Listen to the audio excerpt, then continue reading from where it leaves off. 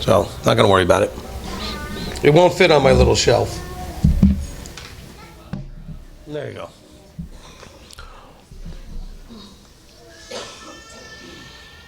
Do you have sound now, Marty? Yes. Okay. Okay, let's not go with sound yet. So if you can you shut it off from that side?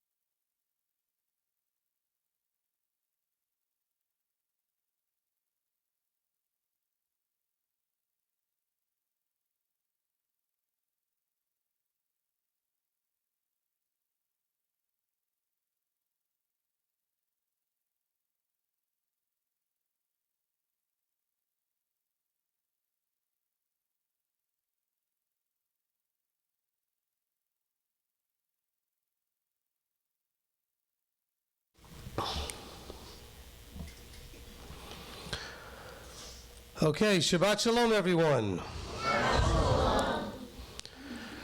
Now, I know that all of you on the live stream can see that we're in a slightly different place. We're in a hotel conference room, which is already different. Today's service is going to be very different also, because as many of you know, we're dealing with a horrific tragedy. And those of you who don't know, I will share, so that we can all be on the same page and understand what everybody's going through and see how much we can truly be what we claim to be, which is family, mishpocha. And so we're not going to have any singing, no dancing. I'm not going to open with the blowing of the shofar, but I might close with the blowing of the shofar. But what we are going to do is talk about what has happened and how we can possibly process and deal with what has happened. And so I ask a lot of patience for you on live stream. I know for you, this is almost like life for you. This is a connection. This is what you have. And a lot of you rely on this and depend on this. But I do ask your understanding that at some point, we're going to turn the stream off to allow the family here. I know your family too. But the family here that's processing is on camera. You're not. And I think out of respect for their challenge in dealing with what we're dealing with, that we'll turn the cameras off at that point. So I do apologize for that. I know that you're also going through some challenges, and I will absolutely encourage you to still contact me so that I can help you through the processing as well. So here's what we're dealing with. Is everything working, Marty? Yes, sir. Okay. So here's what we're dealing with. We had about as high an emotional joy that you could have coming home from Sukkot on Shemini Atzeret. It was amazing. 250 members of a family, like the biggest family reunion you can imagine. Because it wasn't just a big group of people that all broke up into tiny little groups all the time. Everybody really loved on everybody. It was just so beautiful to see. And when we all got home, we were all excited about Sukkot. Of course, we were all sad that we had to leave. And so my really good friend and yours and brother, Daniel Hatt and his family went home to Indiana. And when they got there, the man who was watching their house, who does this often, this is a man that Daniel's worked with for 12 years, watches their dogs for them when they're not there, was hiding behind a fence in the backyard and started shooting. They heard 3 shots, and Shonda asked Daniel, "Was that gunfire?" And he said, as he's answering, "Yeah, I think that was." 3 more shots, and Shonda dropped. Daniel yelled for the kids to run, to go after the neighbors. Some neighbors came. Some of them had carry permits. They had their guns. They didn't end up, I don't think, having to use them. There were more shots during all of this. Nobody else got hit. Eventually, the police came and the emergency teams came. The man went back into the house through the back door and eventually came out, and they arrested him. And so he's in custody. Shonda didn't make it. And I'm going to try to hold it together. Daniel called me when it first happened. This is about 9:45, 10 o'clock last night. The medics were working on her at that point. He asked us to pray and to call everybody else to pray. And while we were doing this, 11 minutes later, he called to say she was gone.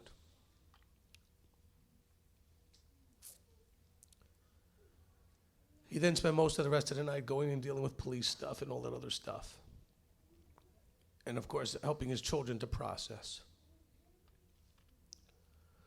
And so, you probably, a lot of you heard this on the web, on Facebook, which again, fast way to get information across. But I want to encourage you to understand that just because it comes across Facebook doesn't mean it's right or correct information. because there was some of it that was not right. This wasn't at point blank range necessarily. This was from behind a fence, through a fence. There was quite a bit of shooting. Shonda was the only one who got hit. We don't know how many times. Daniel didn't know. I didn't talk to him again until this morning, about 2 hours, 3 hours ago, when he explained what really did happen and what he's going through. He has asked me to perform the funeral, and I will be going up there to help in any way I can and to deal with that, to do the service. I was not going to share all of this until I spoke to him and asked him how much he was okay with me sharing. And so that's important that we understand. I've got some notes here that I want to cover here in my notes.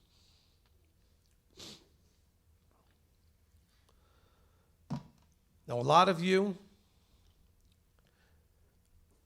had a relationship with the Hats, and still do. And you're going to want to just rush over there or something, or call and all those kind of things.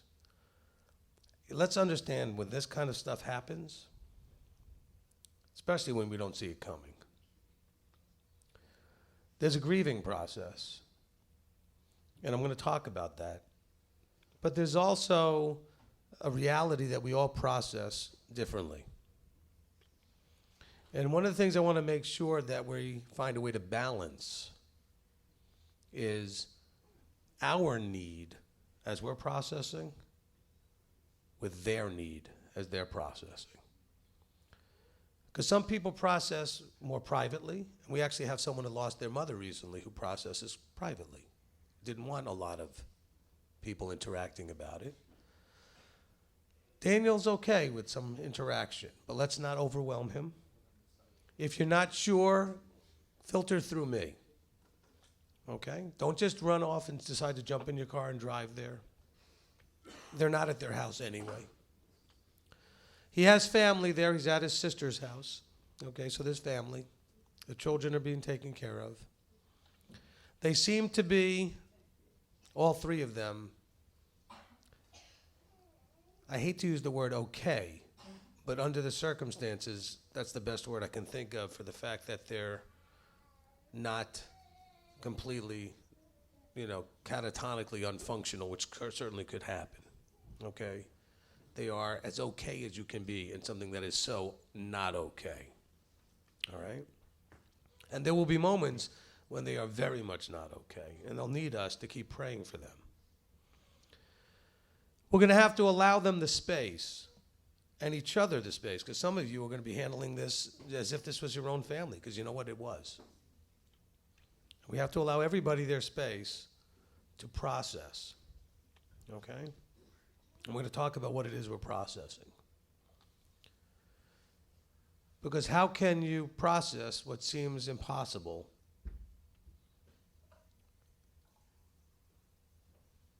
And it really does seem so impossible that we would, how could this happen? See, a lot of us are trying to deal with how can this happen? I will say that Daniel said to me that he doesn't want any pity or whatever that might look like.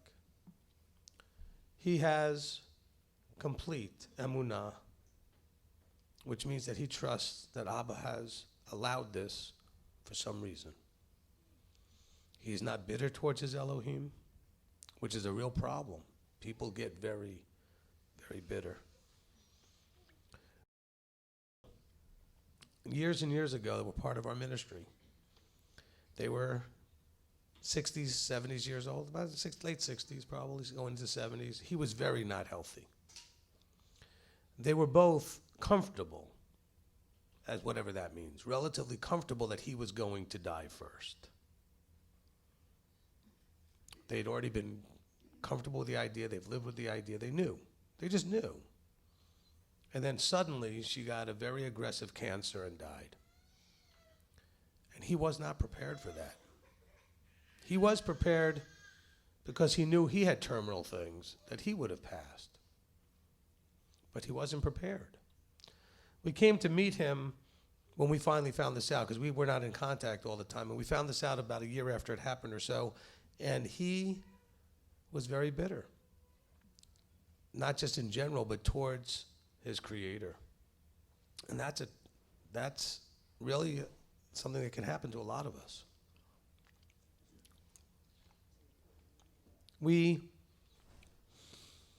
If I have trouble with words, just please forgive me.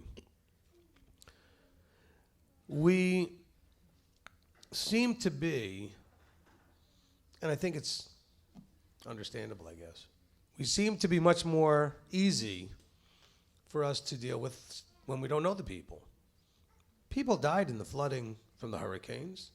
People died in the attacks in different places where there were shooters. We were all very upset about it on a very small scale. And I'm not saying we should be guilty and beating ourselves up for not, because clearly it just doesn't affect you the same if you didn't have a relationship. But as we're dealing with these things, we have to understand that the support system that's there has to make sure to encourage that they don't turn in two directions. They could be incredibly angry at themselves, or they could be angry at their Elohim, or both. And that's really tragic that we see that. But when we see it happen to other people, we do get the question, how could this happen? But it's not the same. When you know the people directly, you're literally screaming out, how could this happen? I mean, how?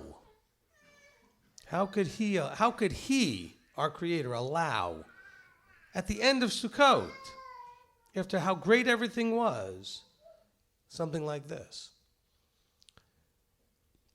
The enemy wants us to be discouraged.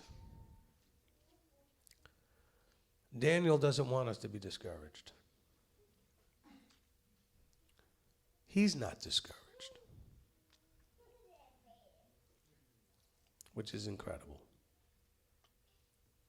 He told me that he has complete faith in his Father, even though he can't possibly understand this. I counsel a lot of people that are married, and not all of them are best friends. Some of them aren't friends at all. Not anymore. Not these two. These two are friends. They were best friends.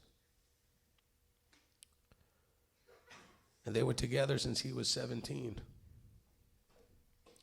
He doesn't know life without her.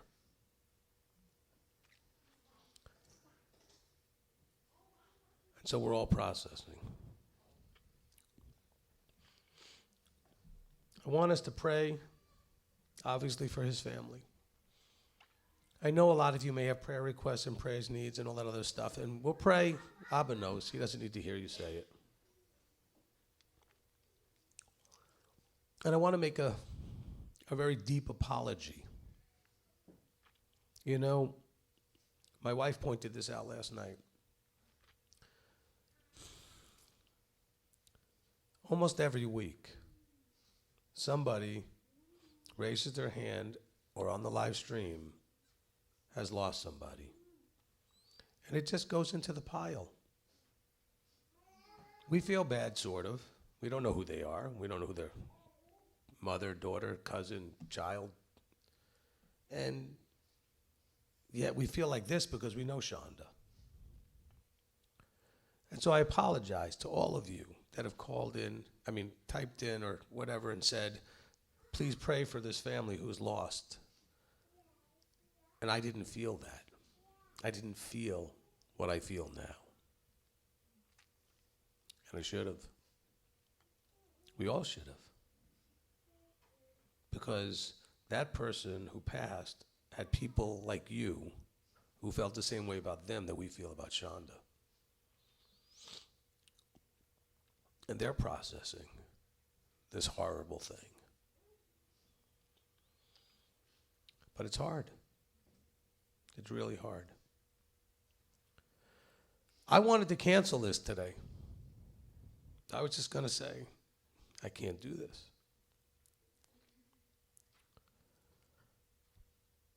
But I can't be selfish, and neither can any of us. We have to be there for everybody, each other. We needed to be here for each other. The need was too great to just want to lay in the bed crying and miserable, going, how? Why? So we're here today. And our Creator's here today. And Yeshua is here today. And we need them so badly. I can't imagine how does anybody deal with this without them? It's hard enough with them. How can we possibly, deal without them?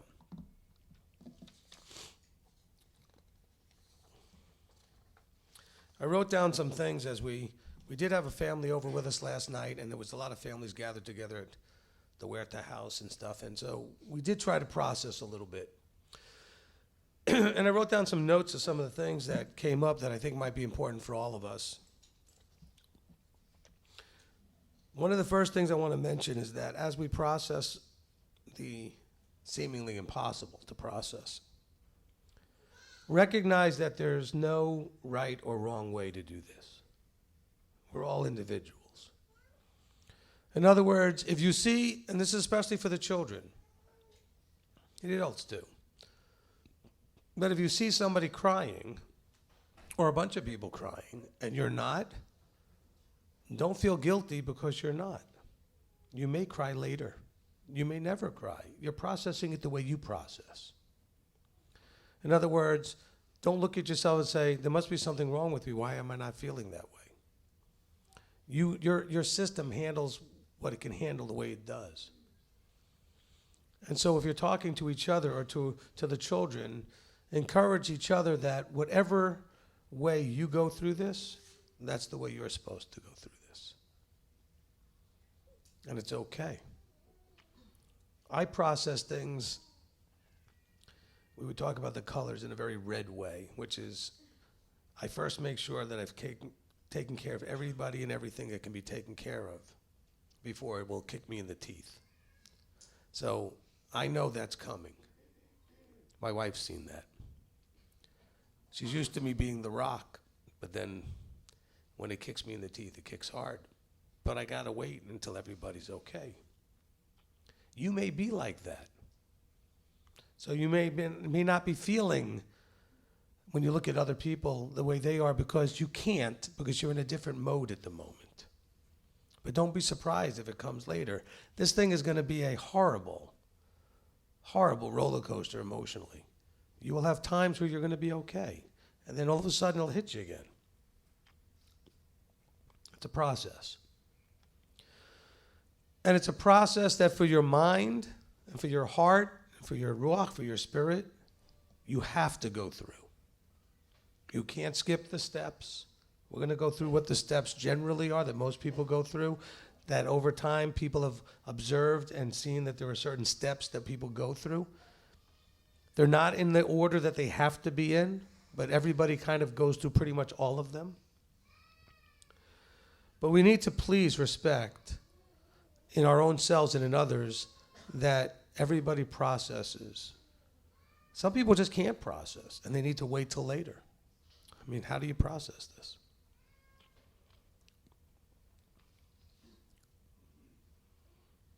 As we go through this, I talk to the children. We actually put them in another room at first, because when I first heard the message, I didn't share with the other adults in the room until I took the children out, because I wanted to make sure the children did not respond watching us fall apart. I wanted to get us as stable emotionally as we could before we shared with them. I was going to have them outside the room today, but then I came to realize that a lot of them already know. Okay? I know that even Zoe and Zane made some phone calls to talk to some of the children. Okay, so the children knew. A lot of them did. So I thought they should stay in here and that would be okay. Because they need you with them, because they know what's happening. When they didn't know, they could have been sort of happily ignorant in another room until we were ready to share. But right now they know. And so we need to embrace them as well. Because they're asking questions too. They're asking, could this happen to me? What about my parents? Will I lose my mother? My daughter asked these questions last night. They're normal, reasonable questions. We need to be able to handle those questions. So I sat the children down, and I think this is good for all of us. I said to the children, I said, do you want to know the one real thing that you need to know? And they said, yes. I said, here's the one real thing. What was that? Were you pointing? Okay. He's pointing up like the one real thing. That wasn't what I told them. They know about Yah. They know about Elohim. I said, the one real thing that you need to know is there's only now, with a hope of a future. There's no past. There's no future like tomorrow, tomorrow, tomorrow. There's an ultimate future. We only have now. And if we could just really shift our perspective to embrace that, just maybe we'd stop elevating all the nonsense as if it's important. I mean, we have destroyed relationships, have terrible relationships, all over just unbelievable stupidity. I apologized to all my family and said, I am not doing that anymore. And I know full well there's a trap, because this is going to go ease through the pain process and the grieving process and be settled in a more safe place in my being, and I could forget. I don't want to forget. I'm not saying I don't want to forget the horror. I don't want to forget that it changed my thinking process to say, I don't want to waste another second on nonsense. Because I don't know. Shonda didn't know. The rest of the family didn't know. How could you know? We've heard of people in car accidents and other things that we're not talking about someone ended up with some disease and then they ended up a couple of years later because the disease eventually would kill them, and it killed them. Okay, so we knew. That doesn't make it not painful, but it's kind of, you see that coming. No. We don't know how many minutes and seconds and tomorrows you're going to get with somebody. Most of you probably know somebody who passed, and there were people that knew that person that never went to fix what needed to be fixed and are now totally distraught and torn up because they'll never get the chance. You right? You all know people like that. Sisters, brothers, family members that just never fixed something with another family member, and then something happened. You can fix it now. Now's all you have. You can fix it now. There is nothing else. It's just now. Now, I'm not saying it to the point that we don't have the hope of a future resurrection. But until that happens, our mind has to be in the now, holding on to a hope of that future. I'm not talking a hope of like next week or a hope of like I've got time next month. You've got two things, now and an ultimate forever. There's a lot of time that could be in between or very little, and you don't know. So live now. Love now. Forgive now. Restore now. You don't have any better options. Some of you are like thinking, I fight with my spouse, and we think about divorce. Why? You think about divorce. How would you feel if your spouse was, when you got out of the car, someone turned around and shot your spouse and they were gone? Do you think you'd be thinking about divorce still, or you'd be thinking, I wish they were here right now? I wish they were here right now because I was fighting over stupidity. Not everybody who ends up in divorce is fighting over stupidity. Sometimes there's abuse and real things. But most of the time, it's just nonsense. Inconsequential stuff that we fight over. Can we agree? People who work together, family members, friends, all kinds of relationships, spending incredible amounts of energy on just foolish stuff. Offense over foolish stuff, anger over foolish stuff. Well, blah, blah, blah, blah, blah. And I want to say, well, blah, blah, blah, blah is nonsense. Who cares? They're here. You're here. There are people that are not here. I think that if they had a choice, they'd like to be still here and be ignoring the nonsense. And realize that the nonsense wasn't worth fighting over. So let us learn that lesson.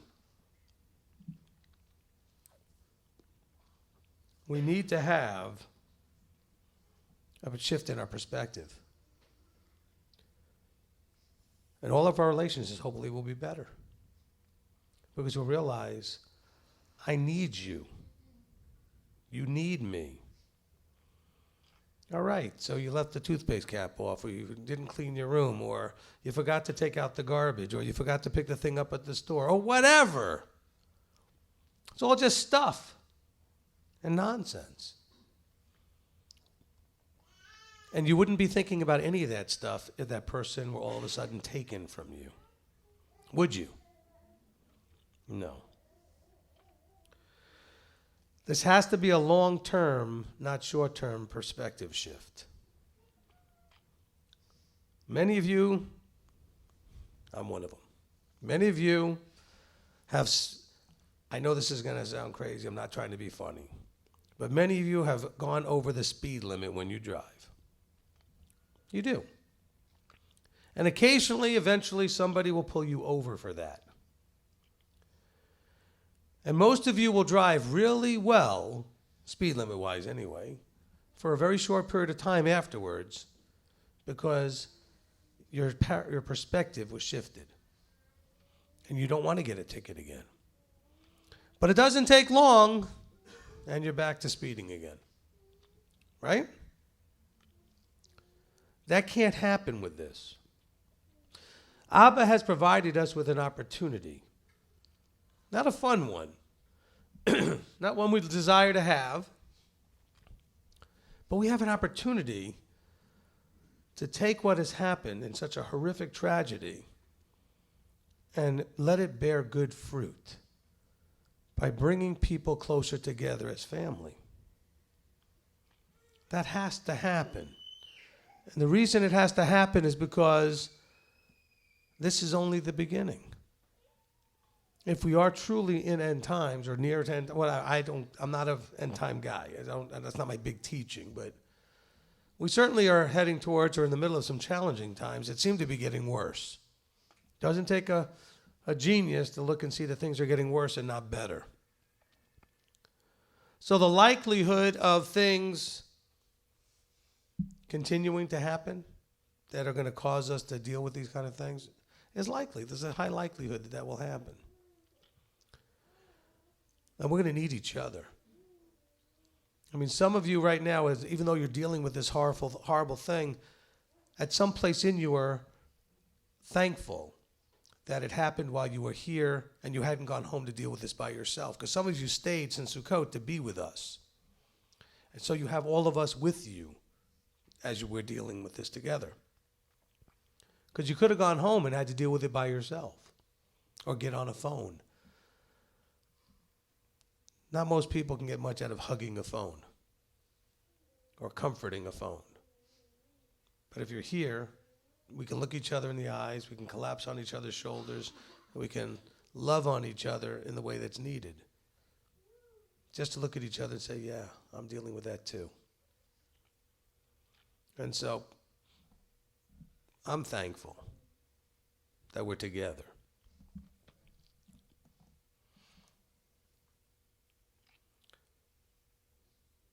Let's see what I wrote in my notes here. When I was talking about there's only now, with the hope of a resurrection, I want to make sure that we're living in the now for the forever kingdom versus living for the now. I don't want you to live for now. That's the worldly way to go.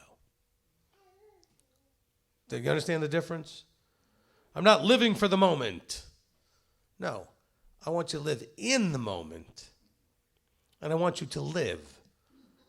What are we told? The Torah is life. Yeshua is life.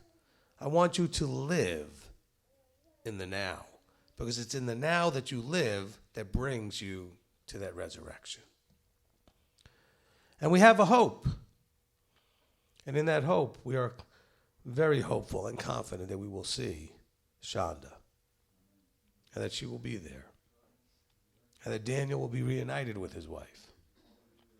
And the children. In that day.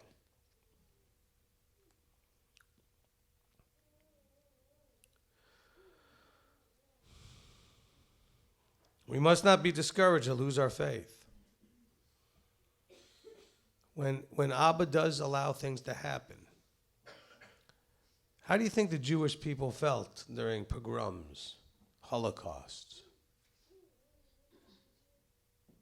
Early Christian believers, during whatever they were going through, and crusades and other things where people going after, just in general, there's always been these things going on. There are Christians being killed now by the Muslims. Abba's allowing all this stuff. Do I know why? No. Can I guess a little bit? I think he's decided that when we decided to be rebellious and do everything our own way, that he said, you know what? Fine. My hands are off. I'm only going to touch a few. A remnant, so that they know what's going on, because there needs to be a remnant to witness what's going on. But other than that, you're going to reap what you sow. And we have a world that produces this. People that can do this. Now bear in mind that when I talked to Daniel, he had no horrible, ugly things to say about this man. This was a man that he'd been helping, that had been working with him for a long time. We need to pray for him too.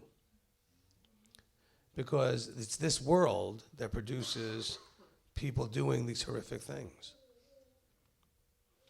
It's a fertile ground to raise up that kind of stuff. Like the other things that we see, like what happened in Vegas and what happened in London and what happened in, just keep going around the world where these things are happening. And I don't think it's going to slow down. I think it's going to get worse. Maybe not tomorrow or next week, but over time. Scripture seems to say that.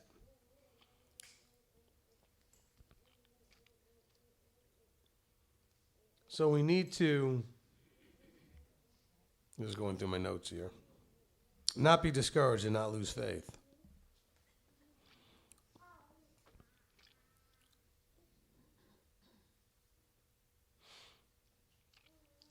Okay, I'm just looking. Okay, I have one more thing on my notes here, then I'm going to go over this process.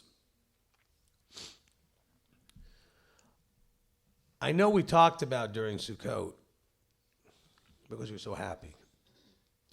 The idea of saying, we're so happy, we'd love to spend more time together being happy. Why don't we live in a community together? I think it's great. I really do. I was in full agreement. But I think what this tragedy shows us is why we need to make that a priority. I don't really care what it's going to cost you or us, what you may have to give up to get there. In terms of comfort zones, and I'm happy where I am, and I like my house or my job or whatever. I think we need to be together where there's more safety, where we don't need to ask others to provide, and we can keep each other safe, keep each other well, and if tragedy were to come up, we can keep each other comforted and encouraged. Amen? Because I'll tell you what, we had a lot of people in that meeting when we talked at Sukkot, and from what I understand from Nate, who was taking names and checking them twice, it was a very short list of people that actually went up to him and said they were serious about doing anything. Everybody said, oh, yeah. But are you really ready to do something? We need to be together. I've never been really one to push this. This has always been a thing, and my wife will tell you, I've never been one to push this. People keep coming to me telling me, we need to do this, we need to do this, we need to do this, correct? Okay? I'm shifting in my thinking. I'm not saying that something else might not have happened, and for whatever reason, Shonda would not be here. But I believe we'd all be safer if they didn't have to go home to anything, but we were all home together and doing things in community. There'd be no need to have anybody watch your dogs or watch your house or check your mail or whatever. We would be together. How important is that really to you? Well, we're going to see. Because guess what? Eventually, you're not going to have a choice. That's the future. The future is a forever together. I mean, I don't hate to shock everybody, but that's what this is all about. And if you're not comfortable with it now, why do you want forever with it? Well, don't you know that person this and that person that? That's the nonsense stuff. Stop that. Let it go. Let it go. Well, I don't like, and this one, you're here, you're alive, love each other. Stop all the drama and just. Instead of choosing a hill to die on over an idea, which is not literal death, why don't you worry about being together in case sometime somebody might actually die and actually need you and be there? Instead of deciding, I'm going to die on this idea, this hill, this thing, and I'm going to.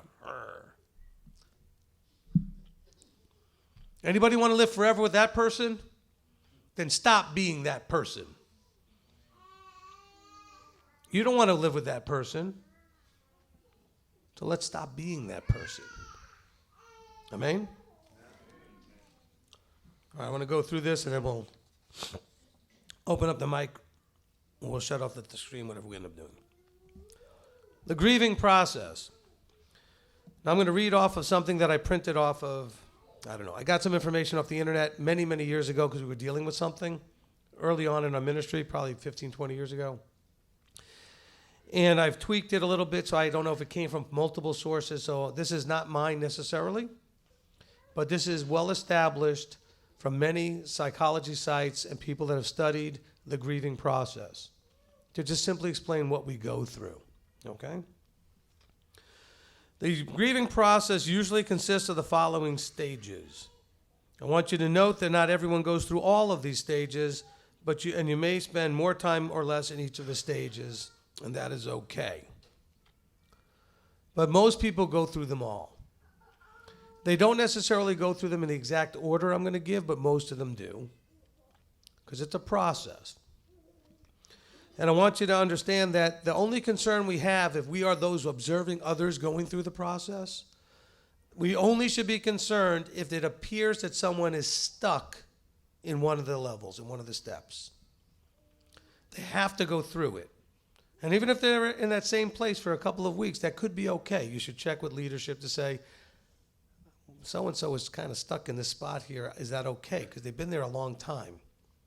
We don't want to get stuck in one of the steps. We have to allow the steps to play out. Some people, and you included, may go through a step in a few hours or in a few weeks or a few days. It could be very different, each step for each person. So you may have gone through the same steps I am, but at a totally different rate, and then other steps, the same thing. Okay? Generally, people start off with shock and denial. I think we all have basically shock for sure. Okay? And denial in that we're sitting there going, this can't be happening. This can't be happening. My daughter, when she fell and broke her arm, she said that for the first few hours as we were going to the hospital to get the x-rays when she broke her arm. She goes, no, this can't be happening. It can't be broken. It just can't be happening. That's normal. You're in shock and you're in denial. This can't be happening. This is the first logical response when facing the loss of something or someone that you have held near and dear to your heart. At first, it may be difficult for you to accept what has happened and the need to let go of that which is lost. As a result, you will deny the reality of loss.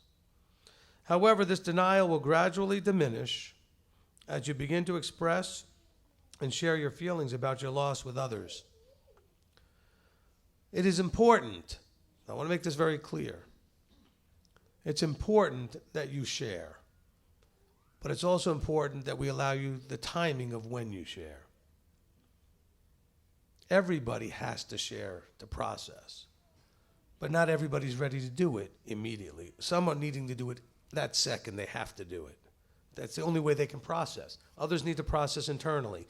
If I'm dealing with something, I won't be talking about it. I need to get myself to a place first before I talk to people about it. That's me. There's no right way or wrong way, except understand that you need, at some point, to talk to someone.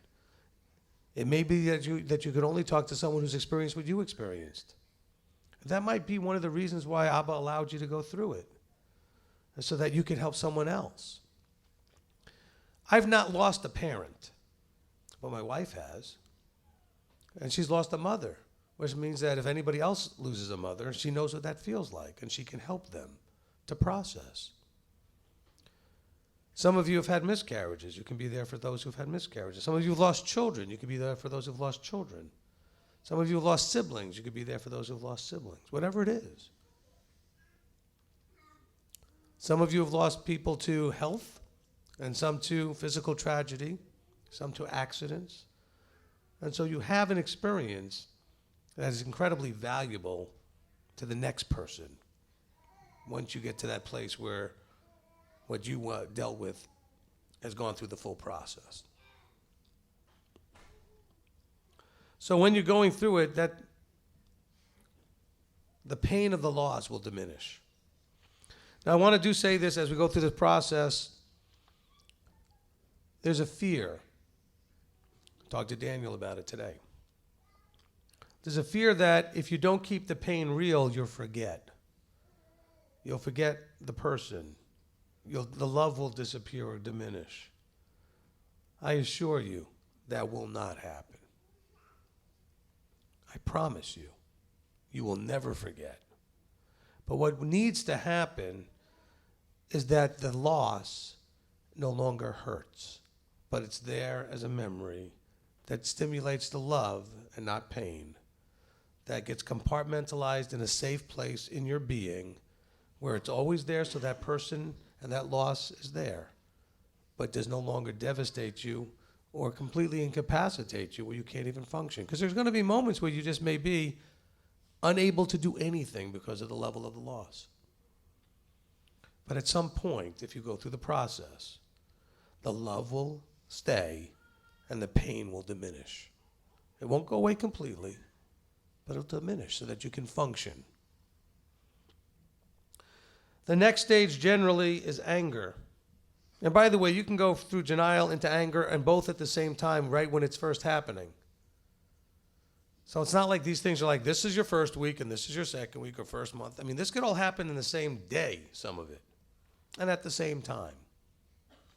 Because I can tell you that I want you to pray for a few of the people who are very angry right now at what happened. I know I spoke to a few people. Rico called me this morning and wanted to share his condolences and get more information. I spoke to Curtis Reed in New Zealand with Brad Scott there. Curtis was very angry. He has a very good relationship with Daniel because they were talking about Daniel coming with me in the next trip, etc. And so anger is normal, not just for the person who's lost, but the rest of us that are affected by the loss. During this stage, the most common question asked is why? And you're angry at what you perceive to be the unfairness of the loss, and you may project and displace your anger into others, or even worse, I talked about into yourself or towards your Elohim. And Daniel, thankfully, is not doing that at this point, okay? And I will encourage him and be there to make sure that doesn't happen. When given some social support and respect, you will eventually become less angry and be able to move into the next stage of grieving. So we need to be careful about our anger and that it's not directed inwardly or towards Yahweh. But just also realize that the other person that you might want to comfort may not want to be comforted when you go to them. Don't push.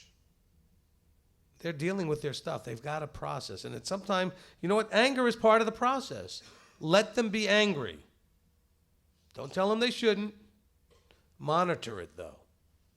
And then there may be a need to have somebody come and intervene, but allow them to be angry. Every one of these pieces of the puzzle must be done. They're natural. Your brain, your heart, your mind, your soul, your being needs to go through these things. Otherwise, people who don't process are people that do what happened to Shonda. The likelihood is the guy who did this was not processing his pain and his anger and his issues. That's why you see people all of a sudden go, we used to call it going postal, right? Somebody would go into the post office and start shooting everybody. Why would they do that? Are they really that mad at everybody in there? No. They have not processed the stuff they're going through and gotten the help they need. And because they can't process, it explodes out of them. So if you don't allow yourself to go through the process, you too will not function very well because eventually it's going to lash out in some way. I'm not saying you're going to kill people, but it'll lash out in some way. You may really hurt verbally or otherwise somebody you love because it finally came out of you and you're so angry that you can't help from out of the abundance of the heart, the mouth speaks. Bargaining. Many people try to bargain with Yahweh, then they try to bargain and offer to give up something. Yahweh, if you just bring them back, this is right when it's happening, I will do anything. That's normal. Okay? If that's what you're doing, you're doing. Not everybody does that, but it's very normal, very common. I know when my wife's mother was in a coma, that her and some of our family members were like, it doesn't matter to me, whatever it is. I'll do it. Just bring her back. That's part of the process. Okay? Don't try to talk them and say, well, that's dumb and this is this or that. Don't try to reason with them. They're not in a reasonable place. But it is very rational that they have to go through this process. I don't know if that makes any sense. It's kind of sort of inside out. But it doesn't look rational. But it has to go through. Guilt. When you're going through this, you may find yourself feeling guilty for things you did or didn't do prior to the loss. So many of us can sit there and go, well, I know they were thinking of not going home. They were thinking of staying here. They were doing this. And then you're thinking how you could have prevented it. What could I have done so this didn't happen? You can't do that. Let yourself go through the process. But don't beat yourself up because at this point, you're going to have a hard time forgiving yourself. So when you're going through that and that guilt comes up, it's okay. It's going to come up. Let it filter through. But then you have to get to that place where you realize and let others help encourage you that this was what it was and it's not your fault. And you have to forgive yourself. We all play the woulda, coulda, shouldas. If onlys. Well, if only I had paid better attention. If only I had, it could have been different. You don't know. Daniel backed the car into the driveway to unload it better, which put Shonda on that side of the car. How could he know? But he certainly could be asking that question. If only I had done the other. Well, then if only maybe the kids had got hit. If only maybe he'd have got hit. If only, who knows if only? We don't know. What we know is it is what it is. The guilt is a normal part of the process. This is one of the ones, though, that you want to monitor with people. If they don't snap out of it and forgive themselves, they are going to spiral down into the abyss, basically. Their whole life is going to crash and burn. And you see that. Some of you have friends, family members, siblings, and whatever that you see because of a loss that they never processed well, their lives are ruined. Because they could not deal with the guilt. That really probably wasn't even really their fault. I mean, most things that happen are not something you could have controlled. You could try to convince yourself. I know that my wife and I, when my daughter broke her arm, were thinking, well, why was she out there? What could we have done? Why was there tent wires to trip over? It was at night, and it was at the... You can run that circle all you want. All right, so maybe she doesn't trip and break her arm. Maybe something else happens. You just don't know. You just don't know. So allow that guilt to come play through, but that's got to be one you don't stay in. Otherwise, you can't get to the forgiving yourself. Because absolutely, with almost anything that happens, I promise you, you'll find something that you can say, if I'd have only, or if I hadn't done. And that will eat you up and tear you up and make you wither into nothing. Then you might as well not be around. And that's what happens when people do something to themselves, because they realize, what's the point of being around? Let's make sure we lift people out of that as best we can. Let them go through it. They have to go through it.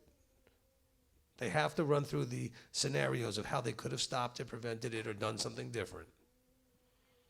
But then after a while, you have to help them get to that place where they know that it is what it is, and they can't keep killing themselves over it. Depression. You may at first experience a sense of great loss. Mood fluctuations and feelings of isolation and withdrawal may follow. It may take you time to gradually return to your old self and become socially involved in what's going on around you. I want you to note that encouraging and reassuring the one grieving will not necessarily be helpful in this stage. This kind of depression is normal.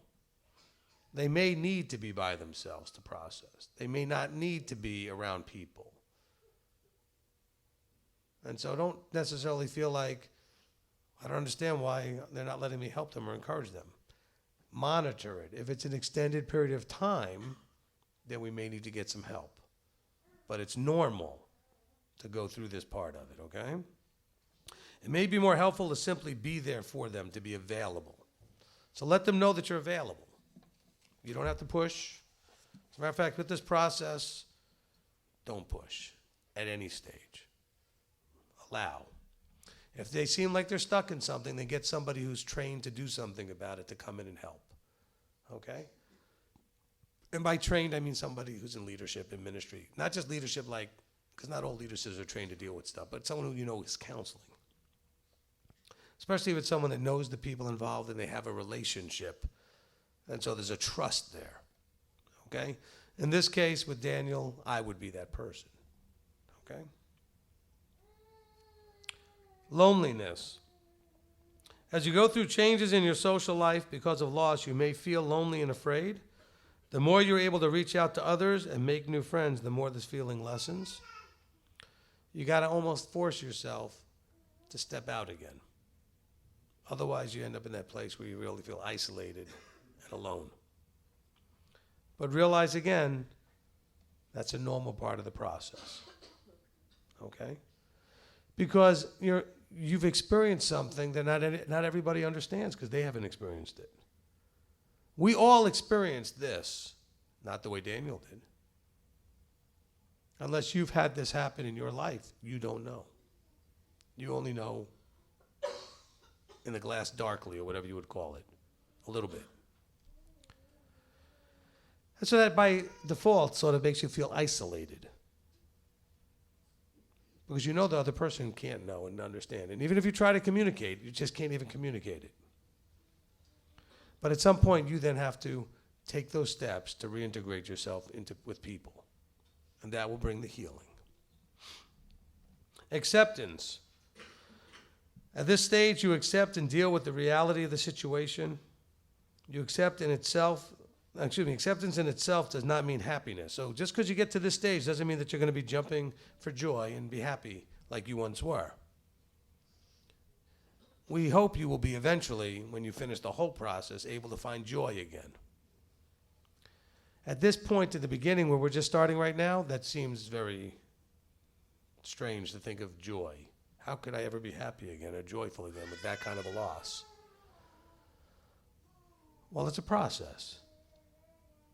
And at this point, even though you've gotten this far and you're finally ready to accept the realities of the situation, don't think that that means that you should be happy. Because you may be all frustrated with your own self, like, well, I'm not happy, but I accept this, but I don't know why I can never find joy anymore. It's coming.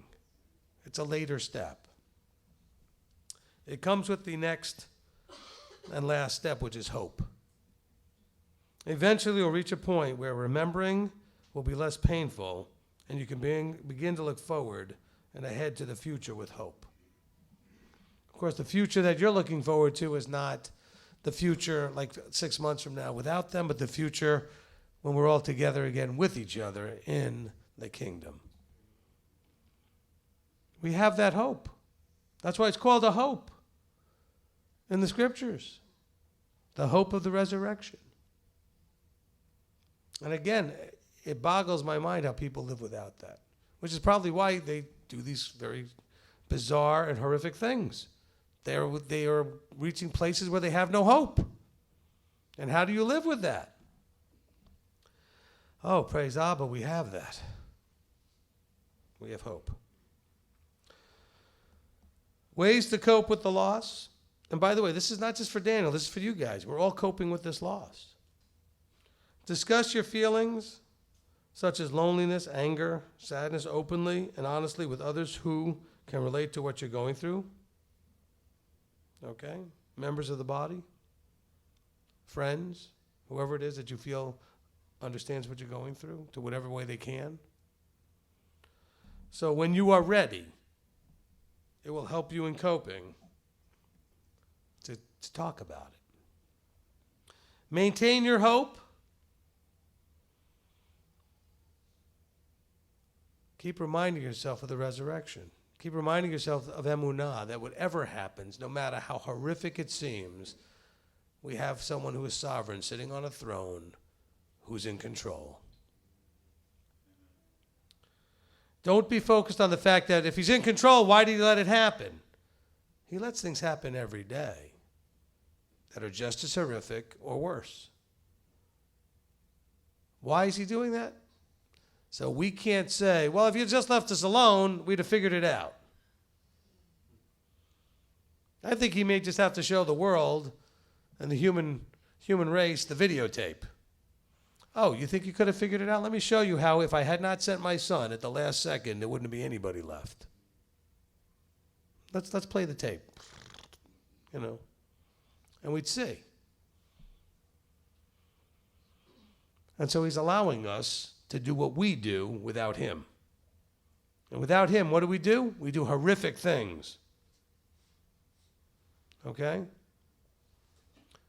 All right? Without him, we do horrific things. Without him, we there's no limit to what we might do without him. Okay? Be patient with yourself. This is really important. It takes time to heal. Some days will be better than others. Don't be discouraged if you feel like you've finally gotten to a place where you're okay. It's going to be a big deal just to get to okay. All right? Good will be a whole nother level. Okay, well, we're first trying to get to okay. And you may have a couple of days in a row of okay, and then it hits you and you think, oh, that's okay, actually. You're not going to have a straight line recovery. It's going to roller coaster to some degree. Hopefully, it's a roller coaster that's curving upwards, where your lows are higher up and your highs are higher up as you kind of come out of this low level of place. But be patient with yourself. It takes time. It's going to take time.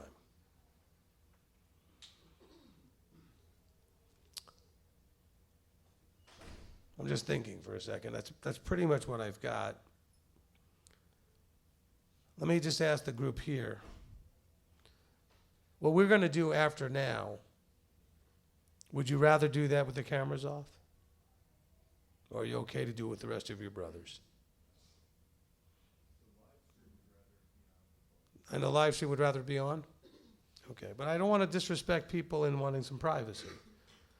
And you don't have to raise your hands real high. You can kind of catch my eye. Is there anybody that really would rather me turn the cameras off? Because the camera's really just on me. We're not going to try to follow everybody, hopefully, with the cameras. But just you'll have a microphone and a chance to speak.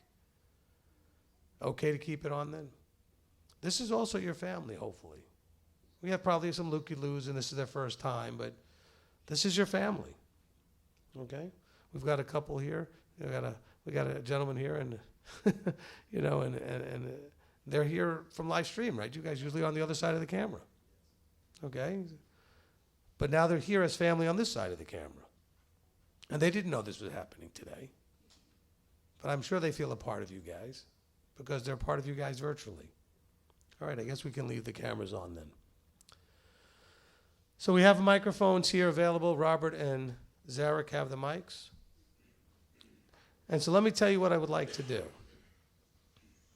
You are welcome to share pretty much anything you want to share.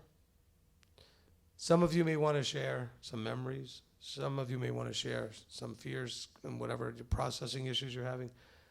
We're having a family group therapy to whatever degree. We're here for each other. We're just here. So some people are going to process things differently. Let's all allow that space. So if you want to raise your hand, the mic is coming up. Craig's got his hand up right away. And Craig was one of the ones that was also in touch with Daniel during the whole process. I didn't realize, I knew you guys had become close, but I didn't realize how close. And so I was glad that he had you there. Because I know that when he called me, one of the first things he said was he had tried to reach you first, which says something about their relationship. Okay? Craig, thank you, Rabbi, and thank you for... Am I standing too close? There's a ring. Is it too loud, the mic? All right, try that. No. Turn it down for me. Yeah. Which number is it?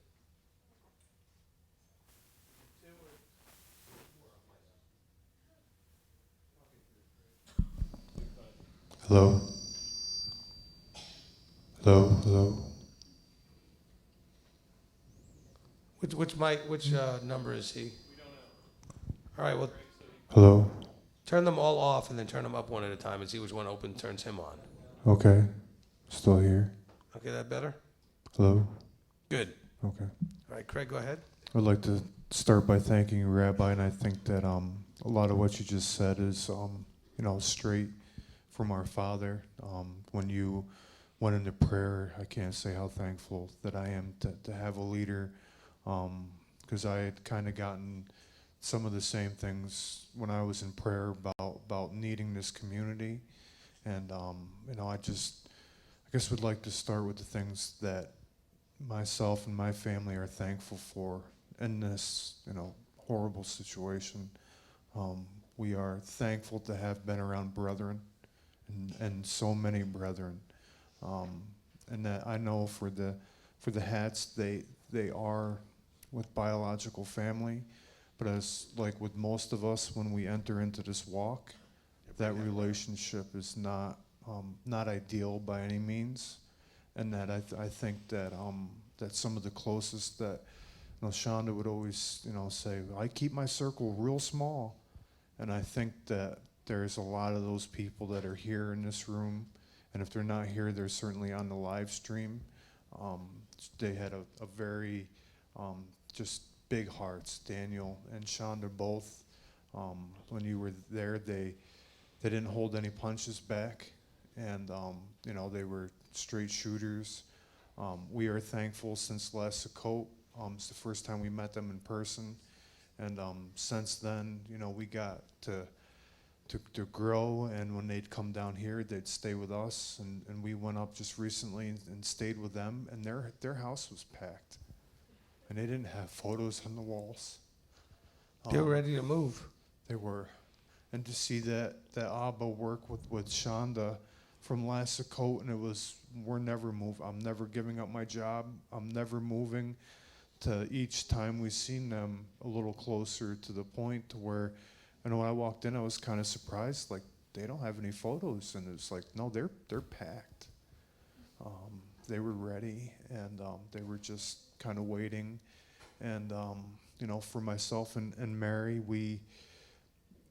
I don't understand the weight of his loss, because I've never actually been in that situation, but I understand the love that he had for Shonda, or has and had for Shonda.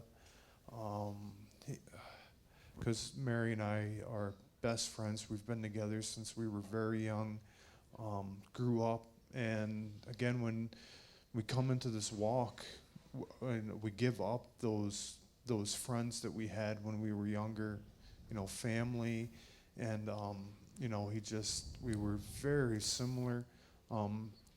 Mary, specifically, she really hasn't. I don't know that I've ever known her to have an actual female friend, at all. And it was Shonda. They'd call, they'd talk, and Shonda was that way with a lot of other people as well. And she could come off as being a little, you didn't want to, get throat punched by her, I guess, but, but underneath that, it was just pure heart.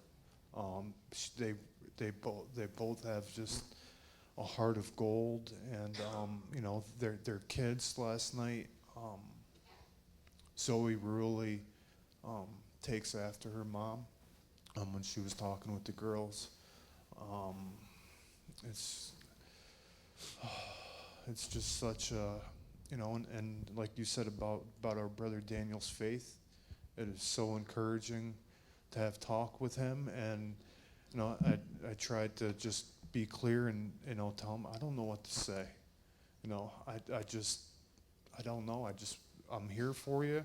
Whenever, anytime you need to talk, I'm here. But I don't know what to say, and it's just I'm so thankful that last night, and even after Sukkot, I think what you've always said is, when things are good, we can get comfortable, and kind of not realize what we truly have here. Last night, it was a horribly beautiful experience. I think our hearts were open to the degree that they should have been the whole time. Yeah. And I think that the distance thing, long-term wise, is something that we all have to really to aim for. That the pettiness in Shonda was not about drama or anything like that. She was just a pure heart, and they are staying with family, but that situation's not necessarily ideal. I'm glad that they have friends there with them, but I know that in his heart, even if he wasn't here with us, he'd rather be closer to us. But it's all on what he wants, what he needs, and he'll know what he needs. If he is listening, we just love you and your beautiful children. And, there isn't a single person here or on the live stream that wouldn't, do whatever it takes. And we just thank you all for being, and he wants to thank everybody for the prayers. And just one of those things. Amen. Thank you, Craig. We have some people with tissue boxes that they're on the sides here. Kevin's got one, and so if you raise your hand if you need a tissue, we brought a bunch of them because we knew that might be needed. I even got one up here that can go around, so if you run out, we have more.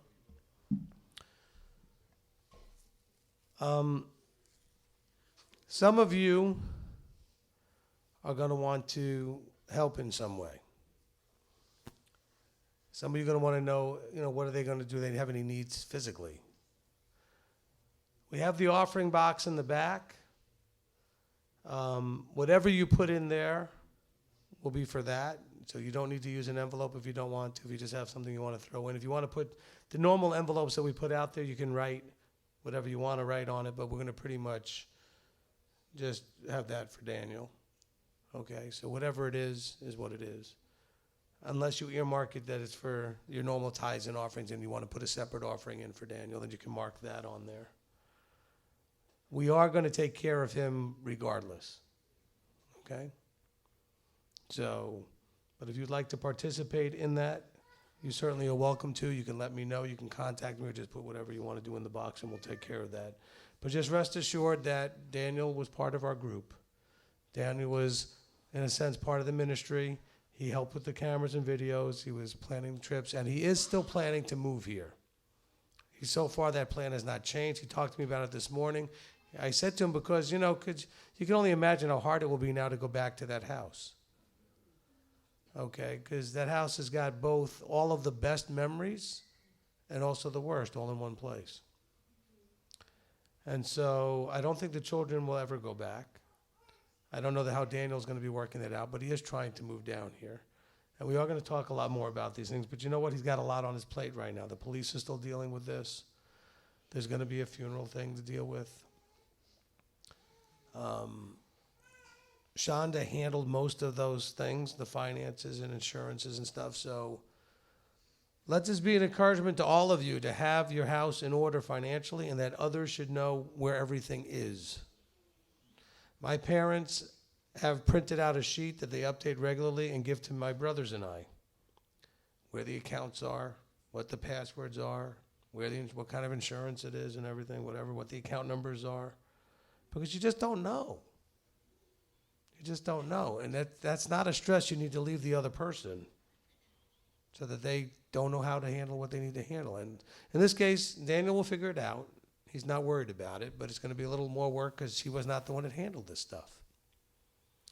And so these are lessons we can learn, to have those things so that your spouse knows where everything is. And if there's two of you, what if something happens to both of you?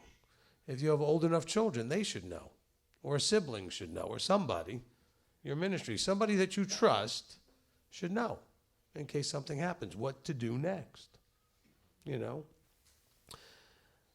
We've actually had people in the past tell us that if something had happened to them, they were writing it in that their children would be cared for by us if we would agree to it. Now, I don't remember if we did or not, but I'm just saying is those are the kinds of things. Have a plan for the absolute worst thing that you couldn't even imagine, because it could happen. That's why you should have a plan for it. Okay? Children especially, I don't want you to have fear. I don't want you to be afraid something's going to happen to you or your parents. I'm just saying that we should be prepared. Things can happen. Okay? And so, if you want to help, the best thing to do would be to contact me. I'm in continuous contact with Daniel.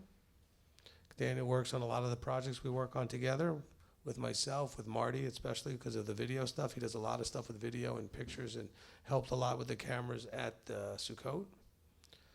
And so you can contact us. If you, like I said, there's the box in the back if you're moved in that way. Who's got the mic? Oh, Manny. Okay, I'm sorry. Oh, step out. That's 1, 2. You can step out to the side. It'll help. I just want to thank all the guys that were at my house yesterday. It's incredible how that brotherhood, things like this bring us together. And it was amazing to see the immediate response on our part to get together, huddle, pray, share, lean on each other, help each other through it, talk to our women, and see the women like. Well, you might have hit the mute button by accident. Watch your hand there. Okay, no, you're good. Anyhow, to see our women come together and to see the process of how we each dealt with it, how we went into our prayer circle, the women went into their prayer circle, and then together we kind of talked and then spoke to our children together. It was an incredible process to see, and it was a painful one to go through, but I'm grateful that it's situations like this that it really shows you who your family really is. The strength in the guys, man. Oof, you guys, you're awesome. And I think Nate is the one that said it last night the best, man. he came in at one point and he's like, Shonda was a firecracker. For those who know Shonda, I mean, wow, that was perfect. It was. But anyway. What happened? Test. Where's the other mic? All right, Test. Oh, there it is. Are we good now? Yeah, we're good. Anyway, I was going to share a quick story. Anyway, last night, what was resonating with me last night was a story that. Yeah, Manny, hold on. We'll switch mics. Yeah. Well, not off, but just mute it. Because turning it off could be loud. Because the system doesn't like when you turn mics Test, on and 1, 2. off while they're plugged on. Okay, so a story that resonated with me last night that was very encouraging because you always go through the why things happen. And I was remembering a teacher, before I found Rabbi, I was listening to all kinds of guys, but one teacher in particular resonated with me because he's a wise man, older Jewish guy. And, he's a great storyteller. And in one of his stories, he was talking about, one of his classes, somebody was kind of rebellious towards him and said, if you have so much faith and you think your God is so good, why does he let the Holocaust happen? Explain that one. And he's basically explained to him that, we're scattered, we're dispersed, and we're in the world. And we are one sheep amongst thousands of wolves. So the perspective and the question shouldn't be, why did that happen? But the true miracle comes in that, why doesn't it happen more often? So just that perspective of who we are, where we live, and what we signed up for. And that changed my heart. Anyway, I hope it blesses you guys. Thank you. Amen. Thank you, Manny. Okay, you can bring that back to Dale? Fine. So we're going to go with just one mic now. That's fine. All right, for those online, this is Dale from Australia. Oh. For me, it's with what Rabbi is saying with the grieving process. 25 years ago, this is not about me, but this is the process that you go through. 25 years ago, my parents were tragically killed. So what you have to do is work through that grieving process. I went through that without Yah, as Rabbi's indicated, was very difficult. The benefit that you have is that you have each other. And as you work through it, give yourself the grace to be angry, to want to cry, to want to work through those things, but remembering that you've got your brothers and sisters collectively that are at each at different phases and different stages of that journey. And he'll probably need you more after things start to, because we think, like Rabbi said, if I had been there, if I had done this, if I had done that, it may not have happened. To a degree, you've got to let it go. You couldn't have changed it because Yah had a plan. And we don't understand that plan sometimes, but we just need to trust him. For me personally, I didn't have anger. It was more the reason why. And I did not have people around me that could help me and encourage me. So there's strength in family and community. Thank you. Amen. Amen. Okay, Barbara's got her hand up in the back after we. Okay, who's got it first? Brianna? Okay. Are you going to read what you wrote? Okay, so my daughter, I didn't know this as well. I've seen her every now and then journalizing and writing things down, but she processes by writing. She writes songs. She processes. Some of us process by. I process by talking. I know that surprises you. My daughter processes by writing. So she wrote this last night, and I think it'll bless you.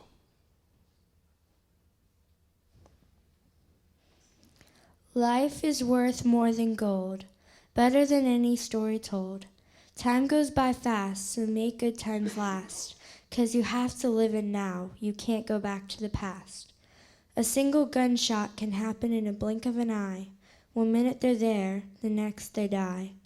When darkness comes and creeps in the night, does it really matter about the hardships and the fight? Sometimes the sunlight won't shine, and sometimes friends can cross the line. But at the end of the day, when you pray to Yahweh, will your bitterness still be inside? And in your mind you have cried?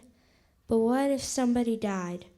Then life turns around and all you hear is the sound of their voices in your head. How can you sleep in your bed? But now their story must end.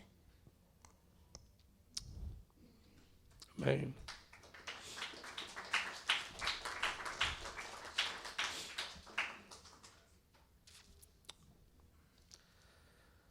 Thank you for sharing that.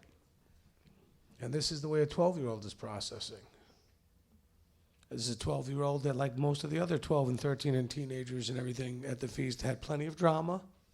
There's stuff going on, and she's starting to realize, what was the point of that? And so that's a great thing to figure out at 12 and not at 52. Better to figure it out sooner than later. Okay, Barbara, go ahead. As you all know, I've lived a long time. And in the process of living, you lose people and you gain people. The losing is the hard part. And your whole world stops when that happens. My son was going to be 21 in July, and he passed away in April, helping a friend. And it was really sad. I was working my job. I was in California, and I had to fly home, and I just cried all the way, and that was the first part, But when I got to my home, my brother's mother-in-law was there in my house cooking for the people that came, and they came, and they came, and I could not have done anything. I mean, I was useless. But afterwards, when he was already buried, and he was very popular in school, and here he was already 20, and all these kids came, and drove, and they wanted to know who died because there was such a line of cars. And that did my heart good because he was a good kid. And anyway, I just had a little talk with Father, and I was a Catholic then, and I didn't know anything else but that. And so I just said to him, okay, you let me have him for 20 years, and I really appreciate that. And so now you've got him back, and I thank you for that. And that was how I processed it, and I got over it. And so thank you for letting me share. No, thank you for sharing. Thank you for sharing. Because remember what I said, that sharing is a very important part of how we all process. Rabbi Tom? Thank you. A couple of quick things about the aftermath. When my mother died some years ago, of course we went through the usual, grieving process and everything. But about 8 or 9 months later, I was sitting at home one day on a day off, and I thought, I should call my mother. And I actually picked up the phone and started to dial her number, 6522937. And we had dial phones back then. And as I dialed the 3, I thought, what am I doing? My mother's dead, she's gone. There's nobody there, her house has been sold. And it just was, so funny how things like that happen. The other thing was just recently on JBS, I was watching a rabbi speak, and he used a twist on PTSD, post-traumatic stress disorder, and he called it post-traumatic God disorder. And he said the Holocaust victims sometime, or the people who've gone through a tragedy or a big upheaval in their life sometime get PTGD, and by that he meant they become bitter against Elohim. Job's wife says, curse God and die. and some of them do. And he was giving an admonition to people to guard against that, because it's easy to do. And you know, we all have family members who say, well, if there's a good God, why does he allow this, or why does he allow that? And Joanne has she was watching the Karate Kid, and Mr. Miyagi would teach this kid wax on, wax off. And the kid didn't understand what was happening.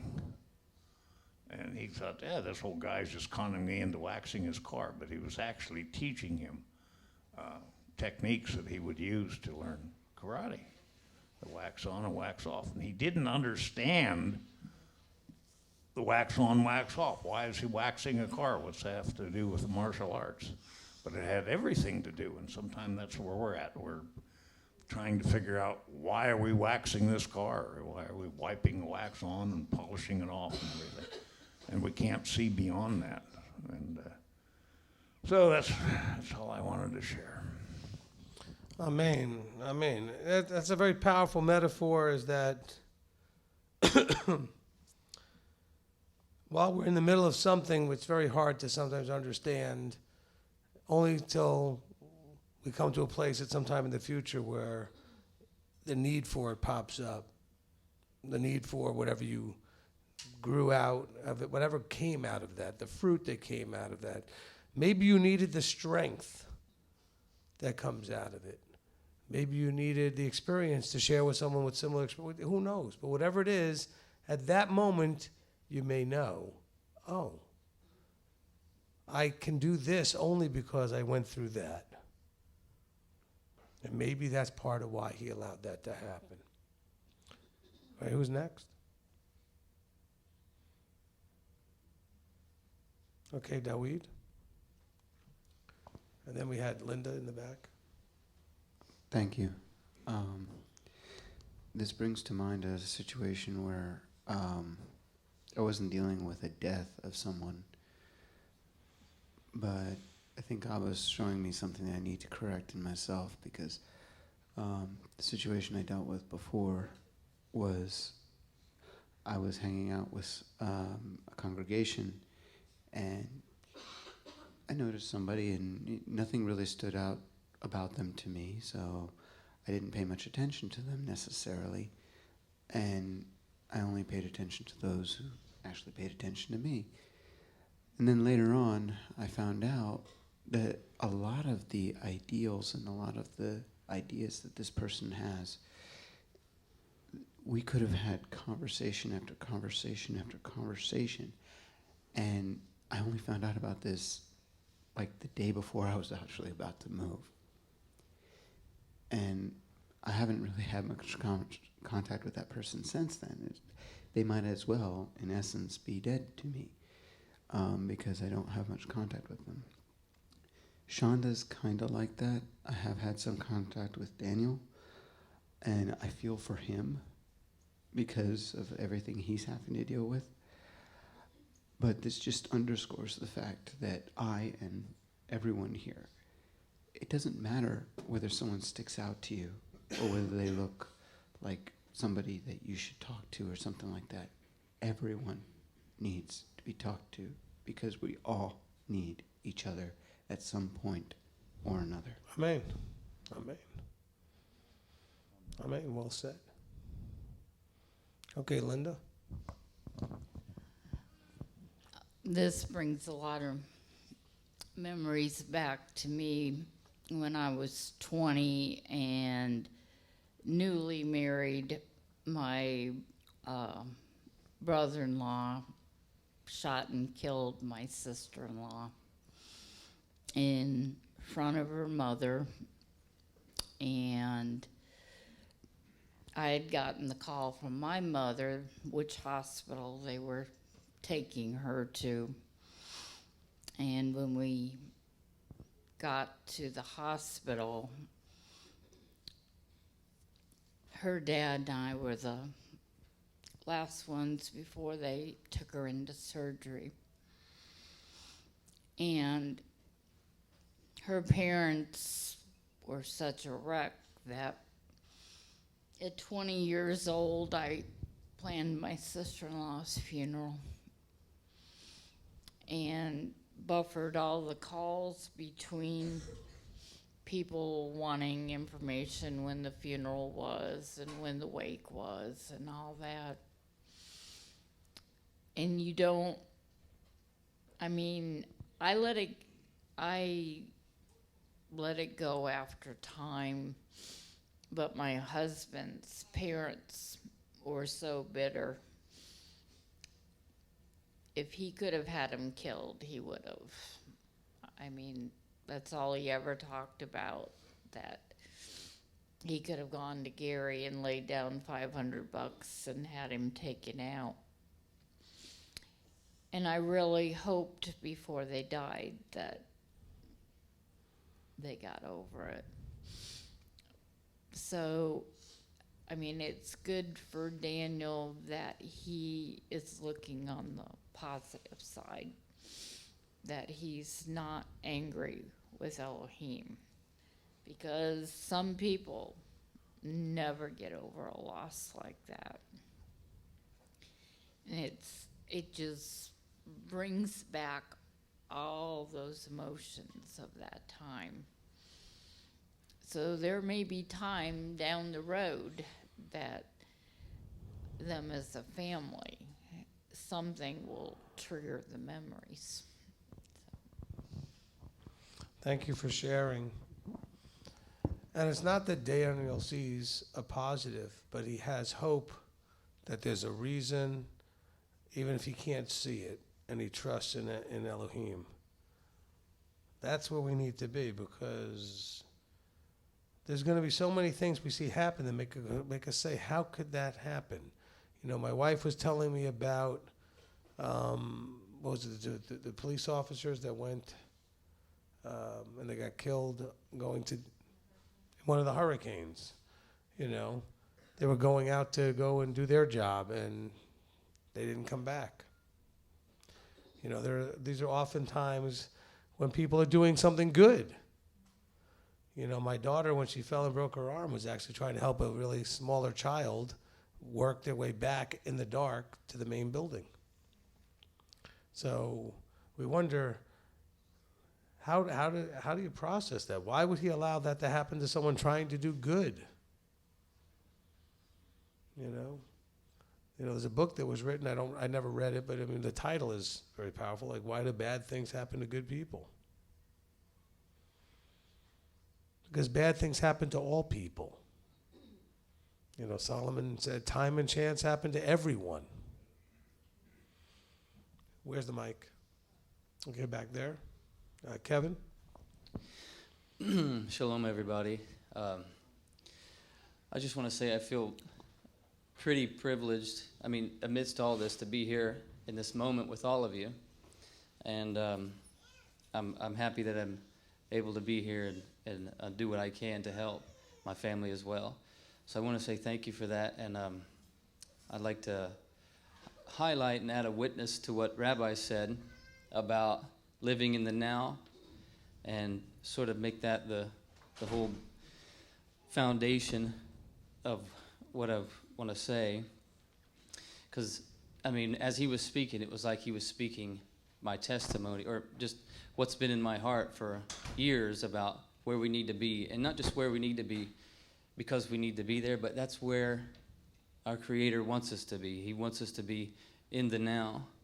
And we can't change what happened in the past, and we can't predict what is going to happen in the future, but living in the now is exactly, like I said, where He wants us to be. Because when I had that epiphany 7 years ago, that was what freed me from, I mean, everything, from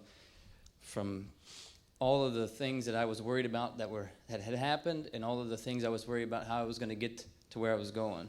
That exact line, and I've just echoed it and echoed it. But after I realized it, I knew, as Rabbi said, it's probably the hardest thing you can do. It's one of the hardest struggles to stay right there in that now moment, because you want to start thinking about this and want to start thinking about that, and then you start playing cards, as I sort of have described it, which is another thing I think I need to encourage everybody is to not do that. Don't play cards with the bad guy, for lack of a better word, and have faith, because the one that we follow, if we follow him indeed, he's the ultimate, like Rabbi said, the ultimate living in the now. And he, what did he do? You know, his life, his fruits are something that we're trying to grow into and be exactly like him. We have to remember the things that he did, the miraculous things that he did, and the things he said we would do. So I feel like I need to encourage everybody and say, just have strong faith, like, in not just for yourselves, but in this moment for Daniel, because while Daniel has a lot of faith and he's processing this in a seemingly very healthy way, he's probably going to grieve harder than any of us and anyone. Absolutely. And, you know, especially in alone moments, you know, he'll be in those grieving moments. So we have to remember to be strong and to be praying for him to also live in that now moment and to stay there. And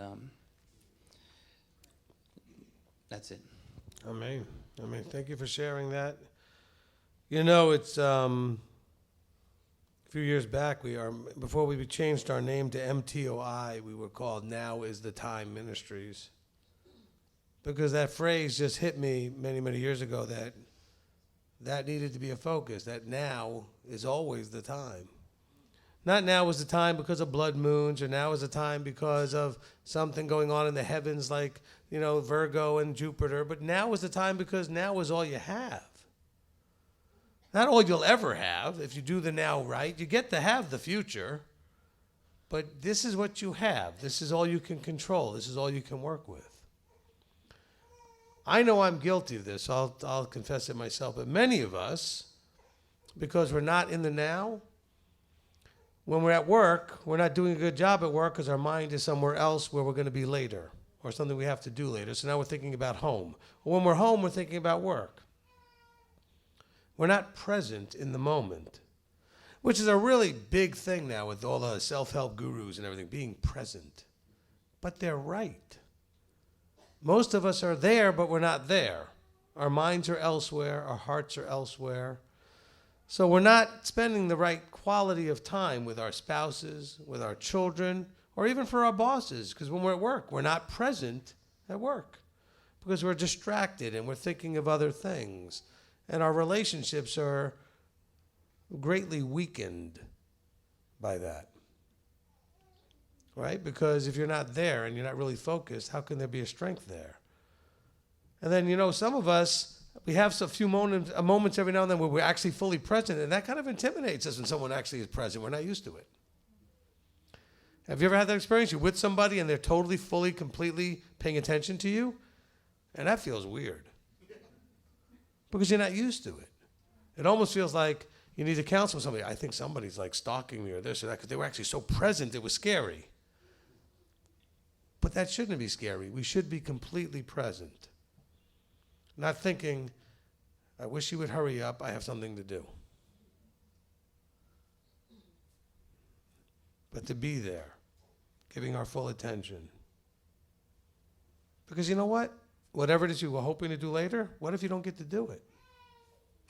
There was a lot of things I know that Shonda was hoping to do later. She's not going to get to do it. So we all need to be understanding that we have to be able to deal with the reality that there's just now. And if we deal with now right, then there's a future. Maybe that's the way I should have said it. If we would only focus on now correctly, there's a future. Otherwise, there's no future. Because you may be thinking that, I'll get to that next week, or I'll fix that Torah thing, or that Sabbath thing, or that kashrut thing, or that whatever thing of Torah next week, maybe next month. I'll do it by Passover. It's Sukkot now. Do you know you're going to have that time? How do you know? This life is very unpredictable. There's no way to know. Don't be afraid of that. I'm going to believe that Chandra graduated. Her test is over. It's harder on us than her because she's completed her journey. We're the ones who are left behind and have to still go forward and live in nows and all kinds of tests that we still have to do. But let's believe that she's finished her journey and didn't need more years to do it, that she was where she needed to be already. And that's great. It's not great that she had to go that way, but it's comforting to know that that's a likely situation here, that she's there and doesn't need to go through the struggles we will. Where's the microphone? Aubrey? Shalom, everyone. Bear with me. I don't do good talking to big crowds. Jeremy and I prefer talking to people one-on-one and face-to-face. But originally, at the beginning of Sukkot, Jeremy and I were rooming with the Hugheses, David and Monica, and their family. And we had that planned pretty much since Passover. And with the rains all week, there was a family that got completely washed out. And Monica offered them to come room with us. And so I said, yeah, great. You know, they can room with us. And it was going to be a little crowded, but we'd make do because that's what we do. We're family and, you know, we help each other out. And Shonda heard about it and she says, why don't you guys just come across the hall and room with us? And, you know, that way everybody will spread out and we'll have a little more room. And so we spent half the time, the beginning half with the Hugheses, and we spent the rest of the week with Daniel and Shonda and the kids, and it was great. They kicked Zane out, and they made room for us, and they gave us the big bed, and they made us feel comfortable and at home. And we had talked to Daniel and Shonda before, but I'm just grateful that it rained, and I'm grateful that we got to room with them and spend that quality time with them. And we stayed up late with them every night, laughing and cracking jokes and just getting to know them and their kids. And it was a blessing to just to be able to do that. And I just want to say, if Daniel's listening, we love you, and we're here for you and the kids, and you are just wonderful, wonderful people. And, you know, I can relate. My mom was murdered 9 years ago, and so I understand kind of what the kids are going through, although I wasn't as young. And we're just here for you guys. So you'll be in our prayers, and we're here whenever you may need that. Amen. Thank you for sharing that. And, you know, a lot of us were at Sukkot, and we're not all that excited about the rain. But look at something that the rain allowed for. Because if it hadn't rained, they wouldn't have had to move and spend the time. And so we should be very reluctant to jump to conclusions as to what looks like a negative may actually not be a negative. There may be something else happening down the road. You know, I went on a horrific journey for 7 years. A lot of you know about that, where we ended up with nothing, basically. And then Abba brought us back in his mercy and came to realize that there were other people dealing with the similar things that I now could help because I've been there. I've done that. I own the T-shirt. See, Aubrey, you can be a comfort because you know some of what this feels like because you had a parent that was taken in a similar way. And, you know, when we deal with things, these are not things that you generally lead out and say, by the way, hi, how you doing? And my mother got murdered 9 years ago. But it's something that if it's there and someone else goes and experiences something or you find out about it, you can say, you know what? I can talk to you, you can talk to me, maybe we can comfort each other because I can understand what that feels like to some degree more than others would. And that doesn't mean we should desire all these horrible things to happen, but because Abba knows they're going to happen, He's going to allow some of us in the body to have those experiences so that we can comfort each other. Because time and chance is going to happen. All right, so we have to have people in the body able to comfort each other in those time and chances. We're going to have those in the body who deal with their parents who end up with Alzheimer's or dementia, and how horrible that is. Or some other thing like cancer, or whatever it is, and you're going to be like, how do you deal with that? Then you come to find out other people have dealt with it or are dealing with it, and encourage each other. Because I'm not saying it's wrong. I think it's normal that we don't share these things generally with people. You know, we had a few miscarriages in the early on trying to have children. And it was real easy for Julie to start to feel like maybe she was broken, like I'm the only one, because who talks about that stuff? And then when she did talk about it, you know what she found out? Almost everybody she spoke to had some experience similar to that it was much more common than she realized. Just like hearing Aubrey's story now and hearing, Barbara's story, the next thing we realize, you know what? It's more common, sadly, than we thought. And there may be somebody that when they speak up, Daniel or the children will realize, you know what? There are some people we may talk to who have been through this already that can help in the process. Because you're not going to speak up about it till you realize somebody else is speaking up about it and needs that encouragement. And that was very encouraging for us when we were dealing with our loss. And that was a loss of one that never even got a chance to walk around. Still a loss.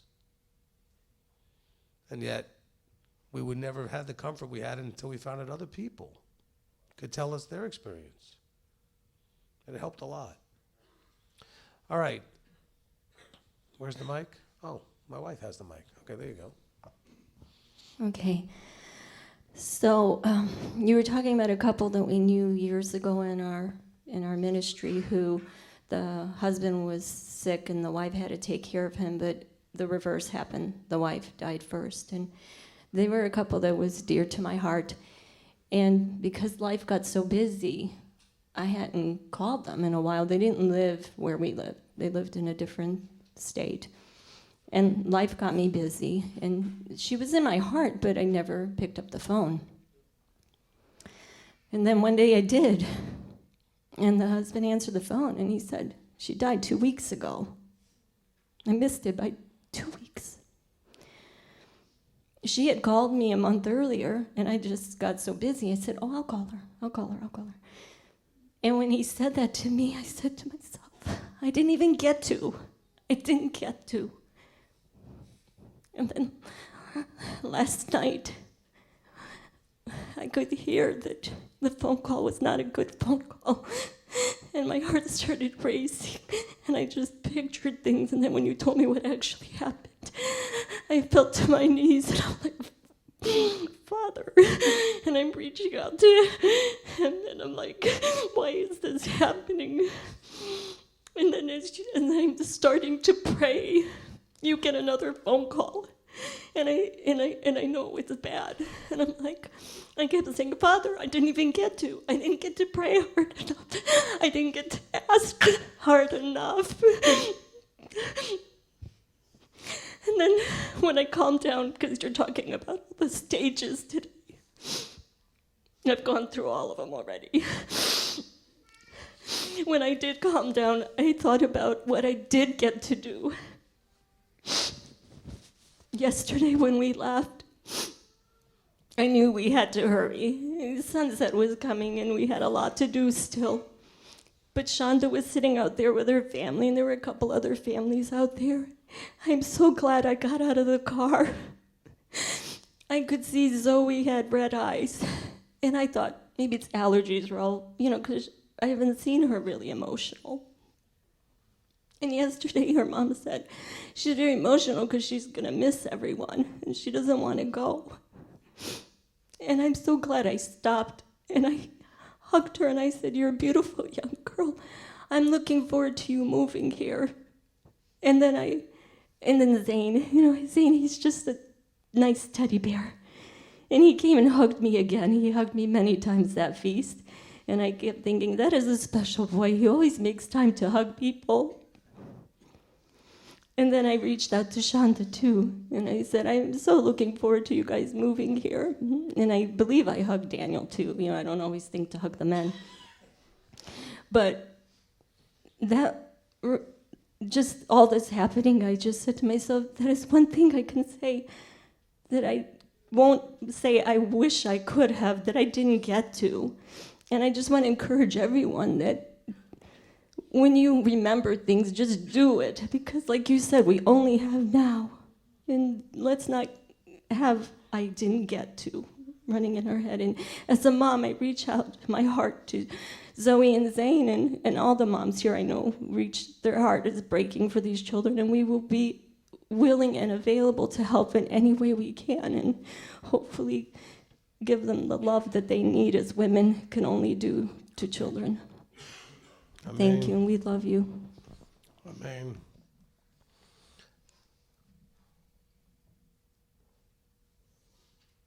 I think that's a very important, well, two things.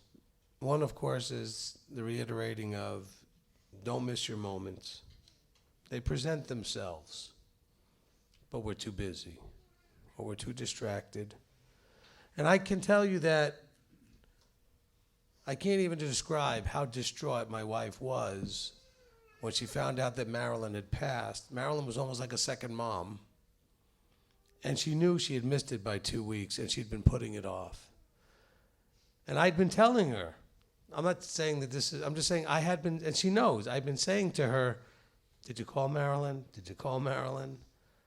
And this guilt, which is part of the process, for months, really did eat her up because she could have and didn't. The regrets will kill you. Take that moment when it presents itself and embrace that moment, because you might not get another one. And then the second thing that I would say is really embrace what she said is this. At some point you need to focus on what you got to do, not what you didn't get to do. Aubrey got to move into that room and spend time with Shonda.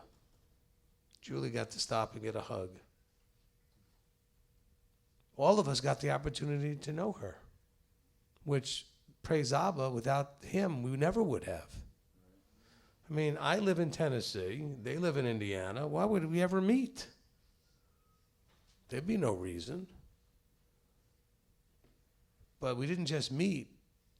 We became family. That's why we're going through this process together.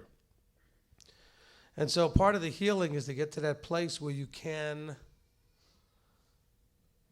focus on what you get to do and what you had the opportunity to do that you did, you know? Because it was really rough. My first phone call from Daniel was at 9:52. And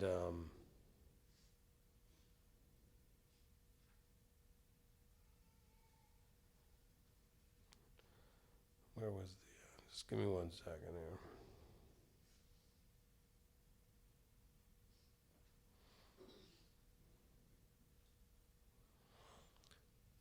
It was at 9:52, and I made quick phone calls to get people praying, and then we stopped to pray, because I called Manny's house to get them praying.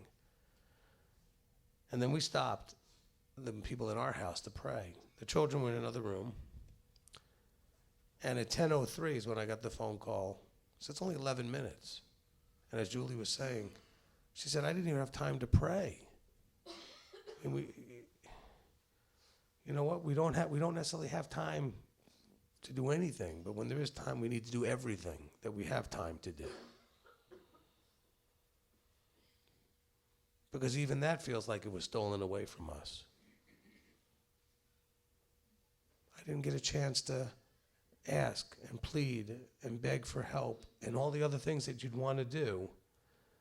Because then you start feeling like if I'd had time, maybe he would have done something. maybe something would have been different. This is where we go through that whole cycle, and it really can eat us up. But it was only 11 minutes when Daniel called back, and she knew it was not good when she saw me on the phone. And then when I said, she's gone, there was hope until that moment. There's still hope. There's a resurrection. But there was hope for now. And when I shared the information, that hope was stolen away. Because we didn't know how bad it was. Neither did Daniel. He wasn't by her. The people, when they showed up, were by her, and he knew she was being attended to. He had a sense in his voice that he knew it wasn't good. But we all had hope. Oh, we need to learn this lesson. If we could learn this lesson, maybe, just maybe, we could really love each other without all the nonsense. I wish you could take my job for a week and see just how much nonsense there is. Or Robert's. He gets half the phone calls or more.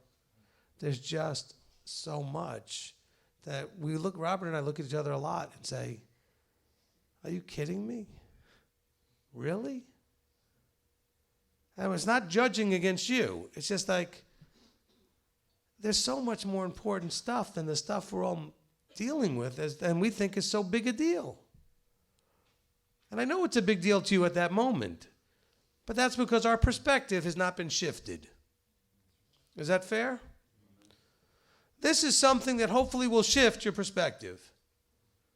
If nothing else, I know Abba wanted us to get our shift in our perspective. We had to change the way we see things. Because I'll tell you what, I'm willing to say in front of all of you, we're not perfect as a married couple. But I looked at her last night and grabbed a hold of her and said, I'm done wasting time on nonsense. I don't want to miss a second with her in case something ever happened to either of us where we didn't have as much joy as we could because we were too busy fighting over nonsense. And every couple does.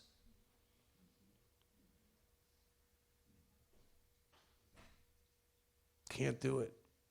Can't do it anymore. Cannot waste that time. I don't want to be where Daniel is, and I don't want her to either. Now, I know him and Shonda a little bit. They were a lot closer than most of us are as married couples. They were best friends. They've been together since teenager. You know, they were together since he was 17. It's a long time. 22 years they were married? Okay, 22 years. It's a good long time. And so, you know, my wife and I are going to be on 20 years soon, but we didn't get together until we were twice Daniel's age. So almost his whole life, they were together. Don't waste any more time. Don't waste any more time. Where's the mic? Robert, go ahead. Okay, I'll try to keep mine fairly short because we've got about 8 people lined up right now. But Shabbat online was asking the question, when is it appropriate to share now? Because he has so many testimonies that came from Sukkot, and now in light of this tragedy, how am I supposed to share those positive testimonies? And along that line, that's what kind of prompted me, and then it was further prompted by the Rebbitzins. I spent my first time going into active combat within 2 months, along with the hundreds of memorials we were planning. There were 314 of them were personal friends of mine. And you want to talk about why didn't I? You don't have time to talk about that. There's never time to talk about why didn't I say this? When was I supposed to say that? You have to move on. And that's what I would like to share with Shabbat and anybody else who's thinking about it. Don't wait to share your positive testimonies from Sukkot, okay? Because that's part of the life that Chandra lived, okay, is to be positive, to find the positive. Her livelihood in the way she made her living was working as a nurse, bringing hope to people, shedding some light on the people. So don't wait. Amen. Amen. I'm not going to necessarily disagree with you. If you want to do what you feel is respectful, the Jewish tradition would be a 7-day period called sitting Shiva. And so that's when we allow the quiet space for the processing. When the Jew sits Shiva, people come to their house and they just sit. And they're there for the person. They don't come to do anything in particular. They usually bring some food to make sure the person has food because maybe they're not able to do that or even thinking about it. Because a lot of times when you're grieving, you don't even remember to eat. I know my wife was that way when she was had lost her mother. That we had to remind her to do things because she was just in the grief. And so I agree with him 100%. Now is a good time to always be focused on the good things. But if you feel that that might be taken by others disrespectfully, a 7-day period is more than enough. Okay, would you agree, Robert? Yeah. Okay. He said yes, because the mic is not there anymore. But I think the sharing immediately I was talking to was for people who don't even know us. Okay, for people that don't even know us and they're just absolutely share your stuff. But it's the people that would be sharing from our particular Sukkot. A 7-day period is enough. That is a good amount of time. I'm not saying that Daniel's planning to sit Shiva and have people come to the house and do all those things, but that is a good tradition. The Jews came up with it for a reason. Okay, I'm not going to get into all of the reasons and explain Shiva now, which comes from the number 7, which is Sheva, 7. Okay, and so a Jew will sit for those 7 days in mourning, but then they're also expected that after the 7 days that they're going to get back to life. And so everybody respects the period of time, knowing that they're going to help the person return to life after the 7 days. And so that would be my guidelines for people online. If you are feeling unsure, I like my father's, and listen, all of you probably had a father that said something like, or a mother that said, when in doubt, don't. So when you're not sure, don't. But don't, doesn't mean forever necessarily, because we want to still rejoice. And Chandra would want us to rejoice. And Shonda, see, someone said Shonda, I caught me on it. Shonda would want us to rejoice, and so would Daniel. But it'd probably be good to wait a couple of days, especially if the pictures have them in it, just to then bring those all out a week from now and start posting those things. A lot of people did post some pictures. That's not being disrespectful. I understand that. I'm just saying if you feel concerned, there would be nothing wrong with waiting a week. Okay, anybody else? Okay, Greg? Yeah, I think Shonda too would like for us to get the most out of something, a tragedy like this. And I know that we're all kind of reflecting on so many different things, personal experiences and things that we can share. And I know for myself, this has really brought afresh in my mind how important it is that we express with one another how we feel about one another, and to make amends, and to work on clearing up things that have severed our relationships with one another. Particularly, I'm thinking with regards to our parents, especially because many of us have parents that are getting up in age. Those of us that still have them around, I think how really, really important it is that we bring healing to those relationships if they're compromised in any way. I had just a tremendous privilege of having a tremendous relationship with my mom before she passed away. It wasn't always that case. I mean, we always had a fairly decent relationship, but it was after she was living alone, and she ended up going to her laundromat to do her laundry, and of all time, she had a massive heart attack there in the in the laundromat. The EMTs came. They shocked her 11 times, and she finally came back. And she lived for another 3 years. And during that time, it just really kind of brought afresh to me how important it is that we as human beings need to always try to have within our minds that readiness to let that person go. So every time that we had a conversation after that, I always let her know how much I sincerely appreciated her, spoke of things that she did that I remembered because I didn't know when it was going to be her last day. And one day I got the phone call, she passed away in her sleep. And there wasn't one thing that I left unsaid, and I really thank Abba for that. Now I still have my dad, who's still around, and I call him about once a month, and still to this day, every conversation I pick out something in the past that I could bring to his remembrance of the things that I appreciate about him, not really focusing on the negative things, because there's, we can all think of negative things that our parents have done that we kind of feel hurt over or disappointed over or whatever.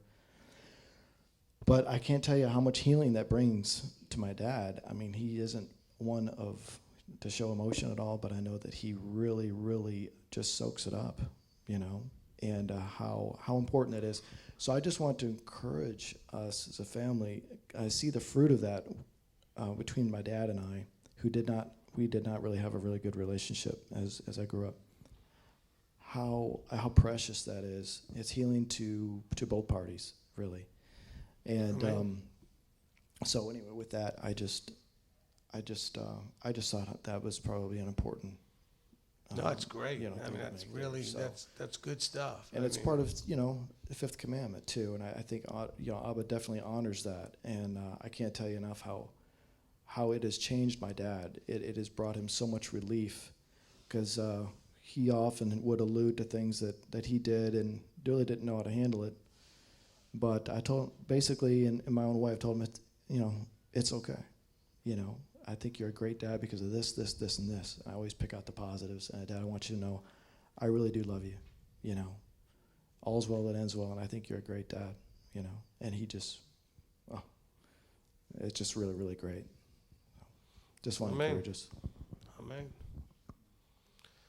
Look, if there's somebody you need to say I love you to, you need to not wait. If there's somebody that you should be able to say it to, but you can't because there's something still there that needs to be fixed, go fix it, if it's fixable. I had a rough time with my father most of my life, and those words don't come out of me very smoothly because it's out of the abundance of the heart, right? And so that's a rough thing. I told my wife it was a real big deal when I met her, and I told her that I loved her, that those are not words I've said very much in my whole life.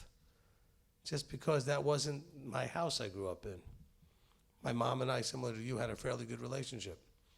But still, we weren't effusive. We just didn't use that kind of language, and we just didn't use it very much. And so I knew there was something very special about this one because I could say it very comfortably. I always have. And that was news to me. That was a whole new deal, to be able to say that very comfortably. But you know what? I don't say it enough anymore. Sometimes you get to that habit, though, like, all right, yeah, great, okay, love you, bye. What's that? Then it starts to become nothing. So then how do you know when you mean it? I would recommend using it less and meaning it more. Or if you're not using it at all, use it more and mean it more. Some of us use it all the time and it's just, okay, love you, love you, love you. It's like instead of saying goodbye, love you, it's the same thing as goodbye. Goodbye, love you. All right. Means the same thing. We have to mean what we say and communicate from our hearts. And if that's not possible, then we got to fix the heart. And look, there was a reason it took 64 parts just to even scratch the surface of the heart issues. The whole book is a heart issue. That's the whole point of the book, is to get our hearts right. So we could have done 1,000,000 parts. It wouldn't have mattered. We still wouldn't have finished it. Matter of fact, some of you know from going through the teaching series that I went through the first couple of books, went through the whole Chumash, from Genesis to Deuteronomy, fairly quickly compared to how detailed we started getting in the later parts. Because once I realized what Abba was doing through this teaching, I was no longer concerned with how many parts it was going to go. I was going to get deep and get into every bit of what it needed to be. Next thing you know, instead of reading 2 or 3 verses to make a point, we're reading whole chapters. Some of you would like me to go back and redo the first 12 parts that are on video. Well, with those first 12 would turn into 40. I know you're not complaining. I'm not doing it. Well, who knows? He's in charge, not me. But it is about the heart. And these are things that challenge us in the heart. Tragedies, horrific things challenge our hearts.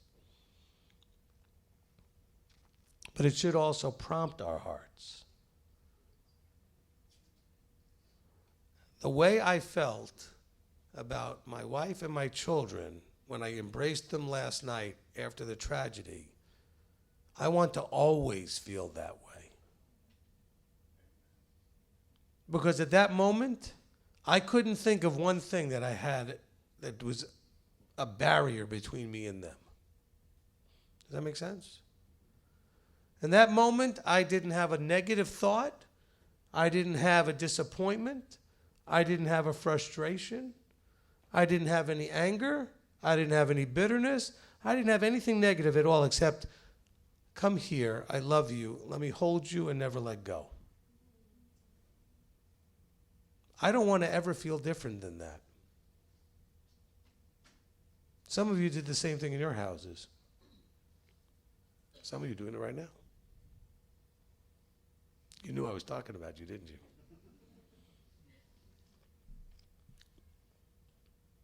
How do we get there? And more importantly, should it take something tragic to get us there? And then, even more important than that, how do we stay there? All you married people, you had a ceremony. I'm hoping you weren't fighting during the ceremony. In other words, you were there. Otherwise, why would you have a ceremony? You were there. How do you stay there? That's the hard part. How do we not forget the things that can be so real that the other stuff is so unreal that we don't even need to give it attention?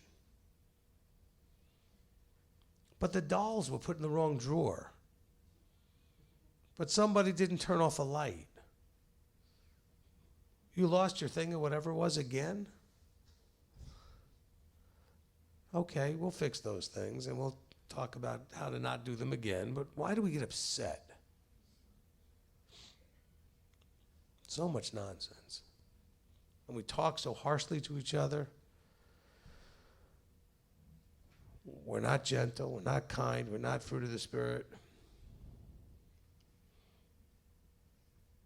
I don't want to ever go there again. You know what I'm afraid of? I'm afraid I'm going to go there again. I'm not afraid of this other stuff. I'm afraid, Father, how can I not go there again? Because that scares me. I don't want to go there again. Can we all feel that way?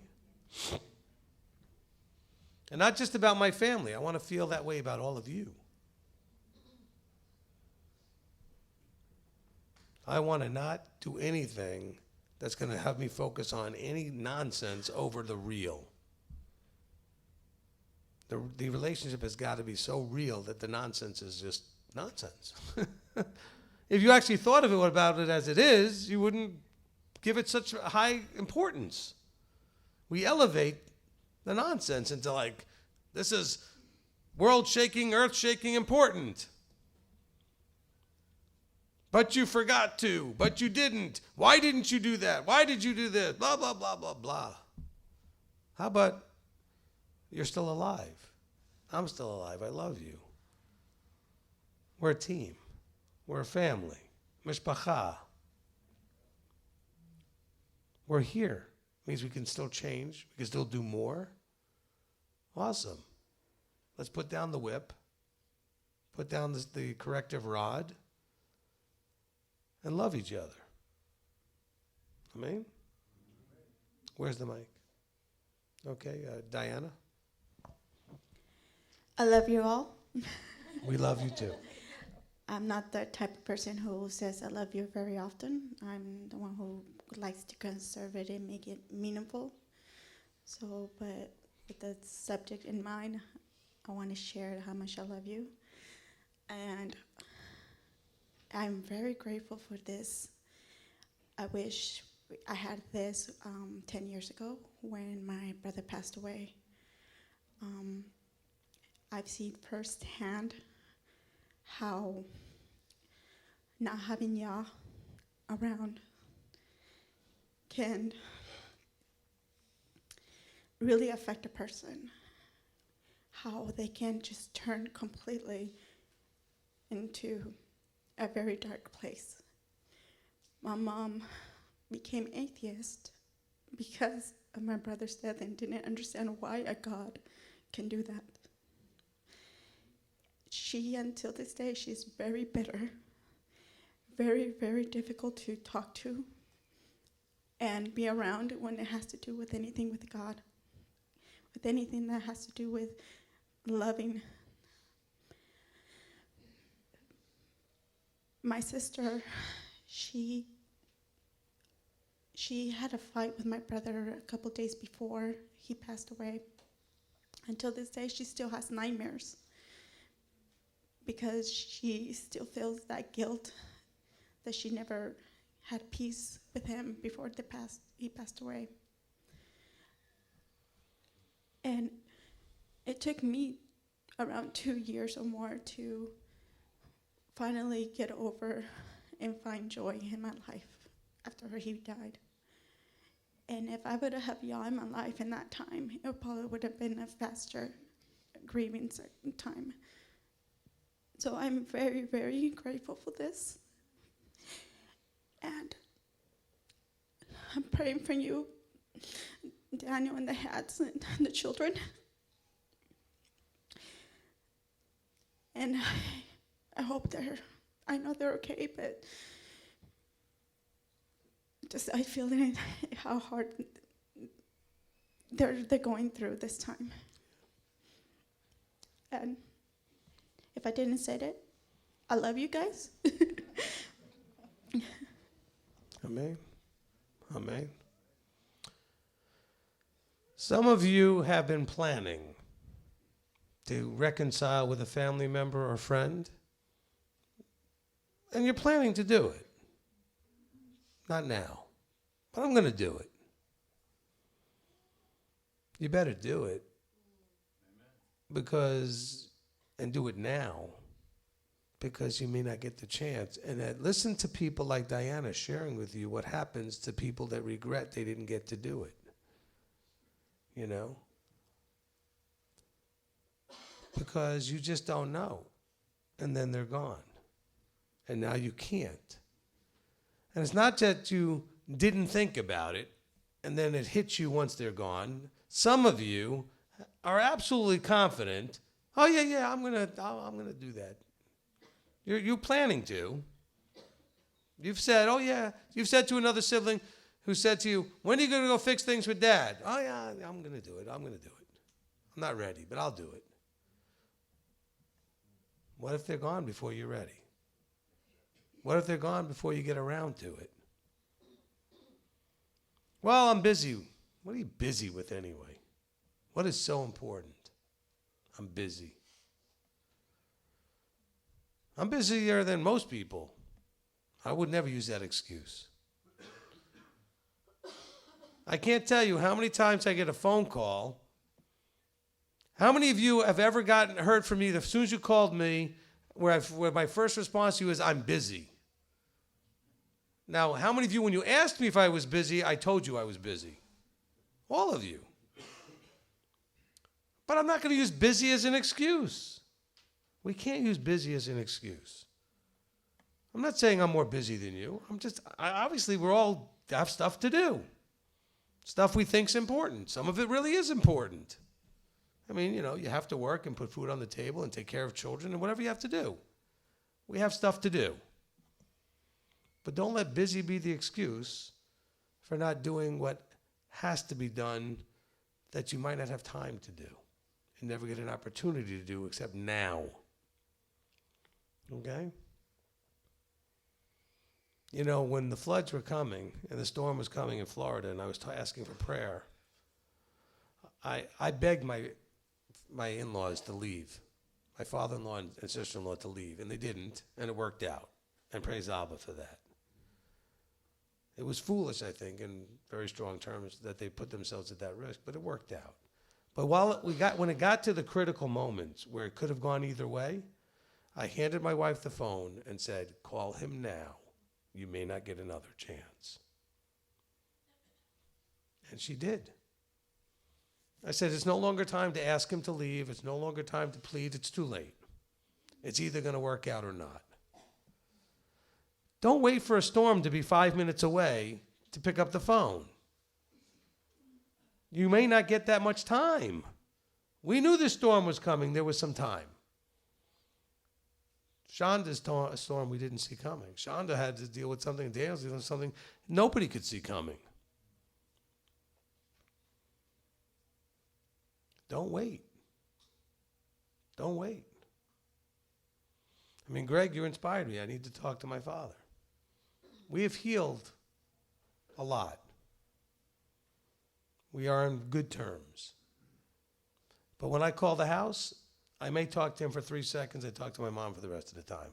He still doesn't like to talk to me. I don't really. It's not because he's just not social. He's very sort of isolated, white-blue or blue-white or something when we go back to the colors, where he just likes to be on his own and by himself. So if you've ever been in a room with me when I get a call from my father, some people say, "Oh, I'll give you time." That call's not going more than 2 minutes. It's just not. It's friendly and it's good, but we're both to the point and boom, and it's done. But you know what? I never spend the time telling him what a good father he was, because there were moments. Oh, I spent a lot of time when I was younger telling what an awful father he was. I did. That was awful. That's horrible for a child to tell their father when they're old enough to say, "Well, you were awful." Even if he was, doesn't matter. Because he wasn't always. There were things that I could say to him that I could say, you know what? No matter how much we struggled and fought, push came to shove, he always was there. He always did whatever had to be done. He always provided. He picked up whatever I needed to pick up, whatever it was. I mean, he's still there when I need him for anything. And I don't think I've thanked him even remotely enough. So what you've done with your father, similar situation, good relationship with mom, not so good with dad, I'm going to use that to inspire me. Because I think it's important. And that's why these things are important, because somebody may say something that's going to make a difference for you, to inspire you to do something, which is why I keep saying over and over again, do it now. Don't wait. Do it now. Rabbi Tom. No, but so where's it, back there? Okay, Rabbi Tom's got a mic. Okay, Kara? Let Kara go first. Go ahead. I just am really glad that we're doing this.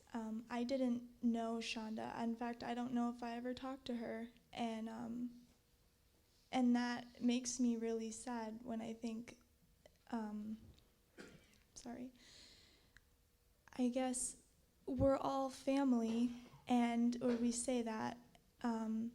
And for me, I guess I just realized how complacent I've been, just kind of okay, I know certain people, but I haven't really gone out of my way to try to get to know everybody. And it's just things like this that really make you realize how important it is to know everybody and to put that time in. And for some people, it's hard. It's hard to want to get close to people. It really can be challenging. It can be challenging to get out there and really make new friends or be vulnerable in any kind of way, but it is so important because life is all about relationships. It's all about that. And you can say, and I do this all the time, I'm so busy, I don't have time, I have so many responsibilities, I'm sorry, and it just made me think of my sister. She's wanted me to come visit her for weeks, and I haven't done that. And I've always told her, I'm busy, I'm sorry.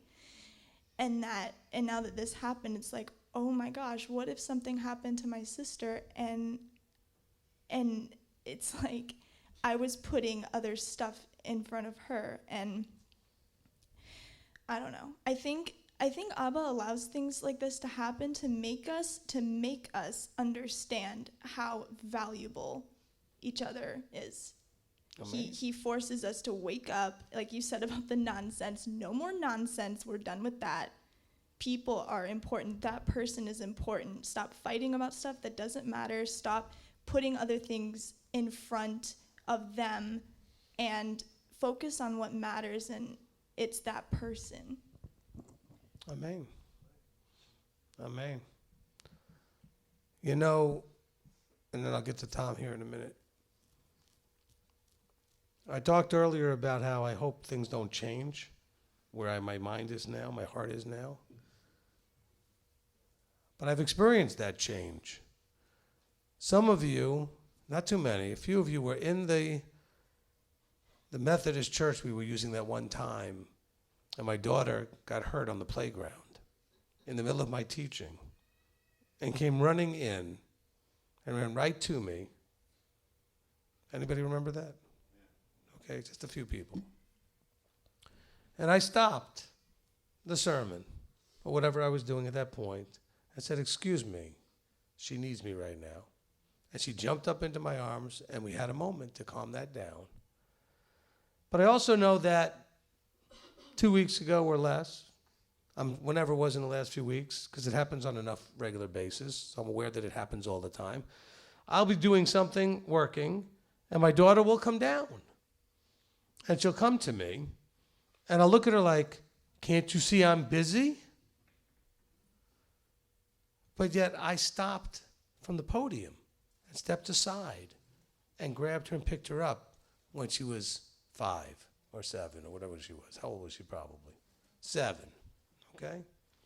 Oh, but now she's 12 and she's a big girl and she could be patient, but she still needed me. Why was what I was doing so much more important than the fact that she needed me? Because I judged that what she needed me for was silly.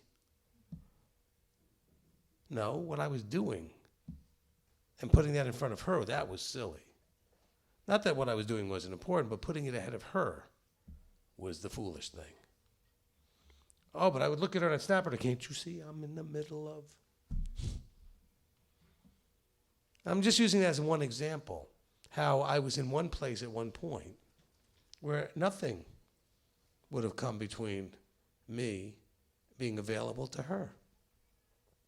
Spouses can feel that way about each other as well. Now it seems like everything comes between, right?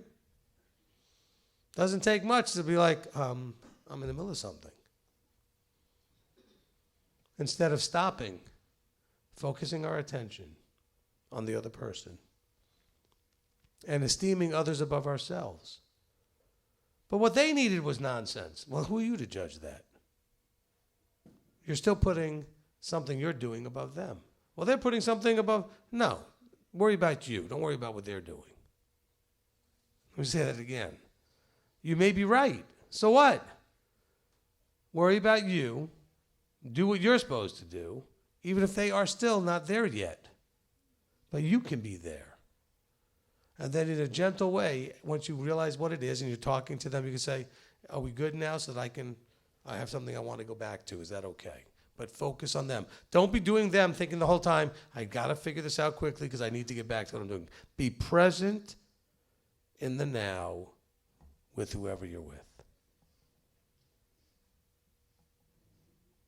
I know I did a lousy job with that at Sukkot with a lot of you. You wanted to try to talk to me, and I was like on my way to do something else, and I actually kept walking while you were talking to me, and I was half doing that and half doing whatever you were talking. And some of you were thinking, he's not hearing a word I'm saying. And probably I was hearing some of it. Sometimes I'm probably hearing all of it. But you're probably right. I probably didn't catch all of it because I was too busy to stop and either say, I really can't do this right now because I really am dealing with another emergency, or to stop, give you full attention, and then get to the other thing later. We've got to change that. So thank you, Kara, for real. And you're going to have such a better, just because you're so young, you're going to have so much more time not to make the mistakes that I made, because you're realizing this at your age. And that's awesome. So you're getting a great start, and all the rest of the children hearing this. And all of the rest of the children hopefully will see us doing it and learn it better, because we didn't see good examples of this, did we? Right? Rabbi Tom. Thank you. In light of what Diana said and your comments that followed, I hope and pray that one thing this horrific tragedy has caused us to realize is just the uncertainty of our lives. We may live for many more years, we may live for another month, but we have to realize that any of us could die this coming week, or maybe tomorrow, or tonight, or this afternoon. We don't know when our last second on earth will go by. And with that thought in mind, if we have something against someone, some animosity or some bad feelings, can we just forget about it? Can we just practice a little reconciliation while there's still time? And conversely, if we're the one that's causing it, can we rectify that? Can we go to the person we may have offended and say, hey, I'm sorry, let's start anew, let's get a clean slate. Yeshua was asked how many times we should forgive someone, 7 times. And he says 70 times 7. That's 490. And some of you are counting. Yeah. Yeah. But none of us have even come close to the 490 mark, even the 90 mark, or maybe not even the 7 mark. So let's just take advantage of what we've learned from, I hope we've learned from this tragedy, and just put everything aside, forget about it, and practice true reconciliation. Even if the person that we're holding something against is entirely in the wrong, let's practice forgiveness. And again, if we're the person who's caused the wrong, let's swallow our pride and say, hey, I was wrong. Amen. I'm sorry, I love you. Because we are mishpocha, and we have to act like mishpocha. Amen. Mishpocha in the Torah, not Amen. like mishpocha in the world. Amen. Amen. Absolutely. Absolutely. Mishpocha, it means family, just in case. It's the Hebrew word for family. We got to help Rabbi Tam work on the ch part. Mishpacha. Mishpacha. Okay, who's next?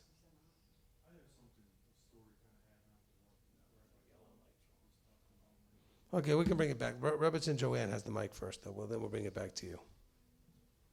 Okay, if the light's off, then it's, there you go. Okay, I just want to, last night when Tom got that call, and I was sleeping, and I could hear in his voice, because I sleep very lightly now that he's getting older, and he has more health problems. I mean, if he's not breathing, or if he gets up to go to the bathroom, I wake up like immediately.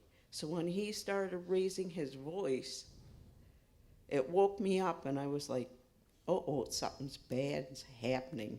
And I got up, and then he told me, and that just really, I couldn't believe it. And I started going through just a multitude of emotions at one time. And I was going back to different events that happened in my life. And then I I couldn't sleep the whole night because that's how I am. I got to keep thinking about it. I got to keep trying to figure out why. And it hit me. I'll never know why. I'll never know why. And it took me back to my nephew, who was 1 year old. He got Rye syndrome. And at the same time, my father, he got put in a hospital. Then they sent him to a nursing home, and they said, he's not going to live. And then on the same day, that evening, my sister called and said, John is real sick. They're taking him by helicopter to Children's Hospital in Milwaukee. And then we found out he had Rye's. And then I was going back and forth from Fond du Lac to Milwaukee, back and forth for a month. And they told me, well, John had just turned 1. And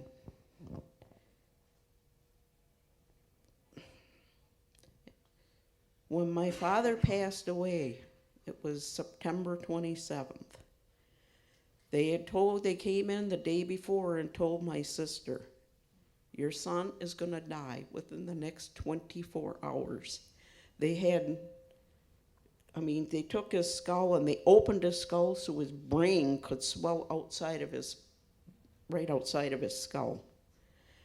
And so she was there prepared, and she wanted to go be with my dad because it's her dad, but she had to stay with her son.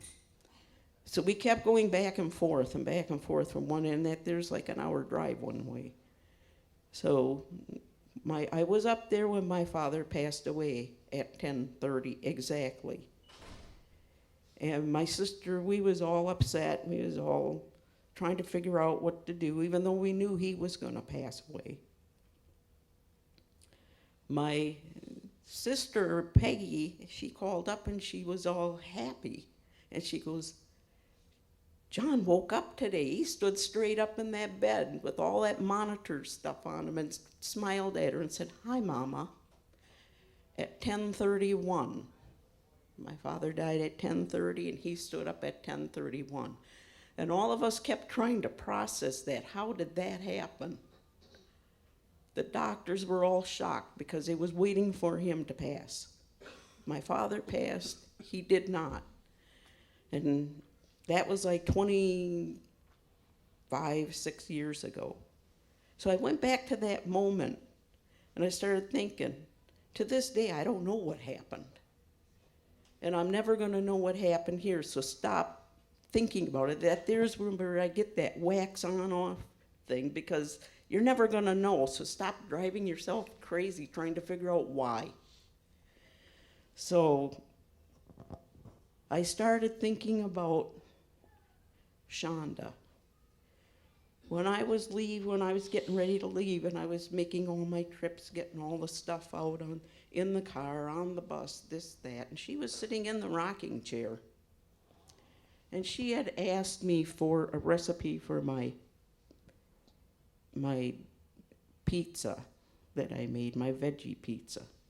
And she told me, she said, when we was out to visit you at Beth Shalom, I wanted to ask you then because you made it then, but I was afraid to ask you.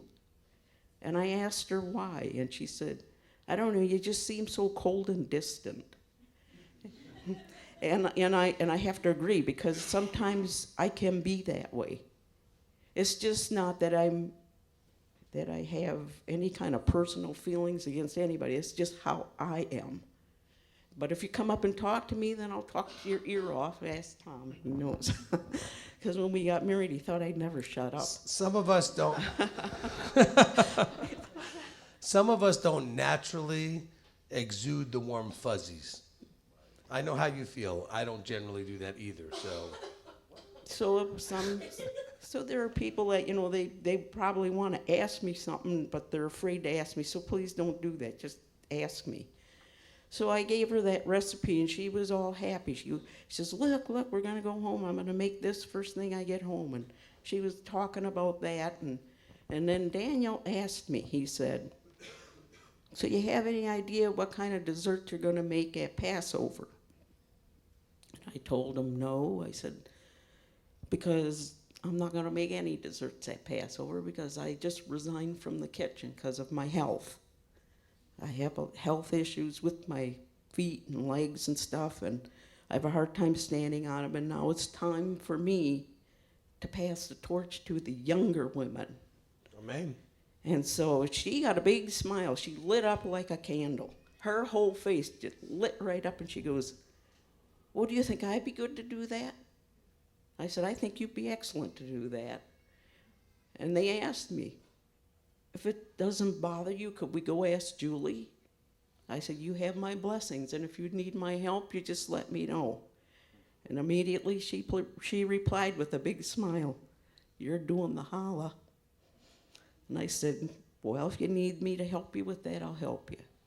And she was so happy to know, or to just to go talk to Julie about taking that position, that when I heard that, I could not believe that.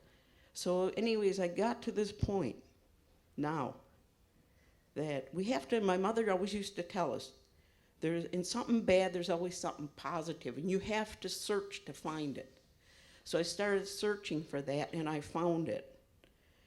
Daniel spent the whole day with Shonda. He spent the whole day with his family together. There are a lot of people who get knocks on the door from police officers that say, your brother, your sister, your mother, father, whoever, was just killed in an automobile accident. There are people that, like with me, when my mother passed away, I lived in Pennsylvania. My mother lived in Wisconsin, and that was very difficult for my sister to call me up and tell me that, because I was very close to my mother. And it was on the first day of Sukkot. It was on the high day. And she called me and she told me, I was very upset about that through the whole Sukkot. But anyways, so we have to look at this as, in a sense, Daniel got to spend that entire last day with his wife. True. A lot of other people don't get that. And right now, he's hurting, he's sore, but I think eventually he's going to say, I was with my wife. And he got to spend the 22 years with her. Like when Barbara said she got to spend the 20 with her son. He got those 22 years. This is again what my wife was saying, to think about what you were able to do and not what you didn't get to do. And by the way, she did get to talk to Julie, and Julie knew about that. And that also, you know, she knew that was something she was excited about. And so, anybody else? Yep. Sarah Beth, where are you? I'm back here behind Craig. Oh, okay. That's why I couldn't see you. I struggled during the feast to be able to get to meet everyone and talk to everyone. With helping with the children's program and everything, it's just very hard to get to meet everyone. And the hats were one of the people I didn't get to really get to know. Right.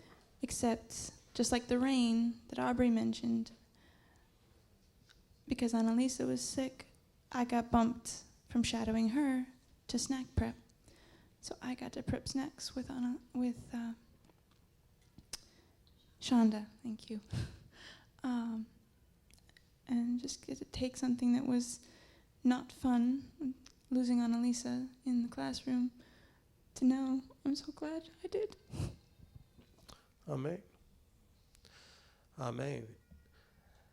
And the more this is going on, the more I'm trying to think, because similarly to Joanne, Rebitz and Joanne talking about what happened, you know, there was, and most of you probably are not aware of this, so it's not important, but there was a moment on Free Day where some confusion of communication had given permission to some of the people to go out and get some food and cook it in the main kitchen.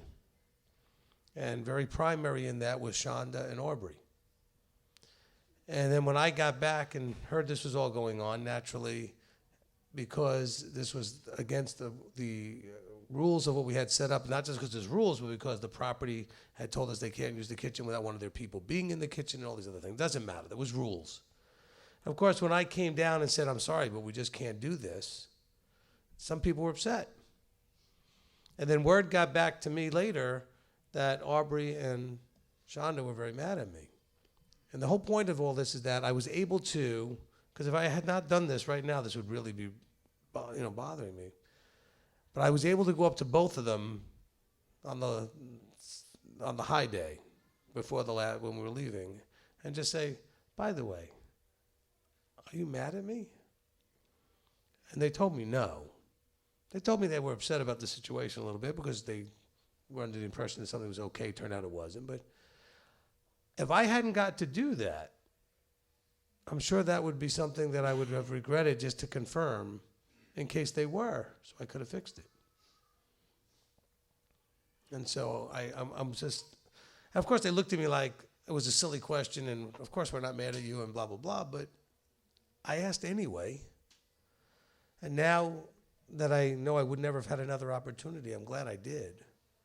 And so that's one of those things, that even something small, even if you feel you know the answer, what if you don't get the chance? Excuse me. What if you don't get the chance? Who's next? Okay, Craig, you wanted to say something in line with what Tom was saying? Yes, and also what Rebbitzin was saying. When I talked to Daniel this morning, I had an opportunity to talk to him for quite a while, and he just said that the whole way home, Shonda was on her phone looking up recipes. She was just so ecstatic to have had that, and it brought him, such a warmth and just a feeling of joy to see his wife already. That the day they left after Sukkot, to be so looking forward to the upcoming feast, and along with what Rabbi Tom said, and I think some of what Joanne had mentioned too, that we're all struggling with things, and we'd like to think that after something like this that we're going to instantly be able to always put our best foot forward. And I think we still have to allow every one of us room to have that, initiation of that kind of, and a story, and maybe especially some of the people on the live stream can get some inspiration from Shonda. After their first Sukkot, I think it was last year, was our first Sukkot. It's when a lot of us first met them. I think you had met Daniel a couple times. After the first Holy Day after the first Holy Day service, they were ready to go home pretty much, or Shonda was. You had mentioned something about Daniel, I think not to Daniel, but about the dress code, and it was Julie, not me. Yeah, Daniel only wears he only has one pair of pants. And Shonda's like, these people aren't for us. We don't belong here. They managed to talk it out for long enough for her to calm down, and just hallelujah that they did that, and that, because if they would have left, we would have never gotten the opportunity to know such a beautiful friend and a sister, and let that just be an inspiration to all of us, not to turn our backs on each other, that no growth and nothing positive will happen if any of us walk away from what we have here.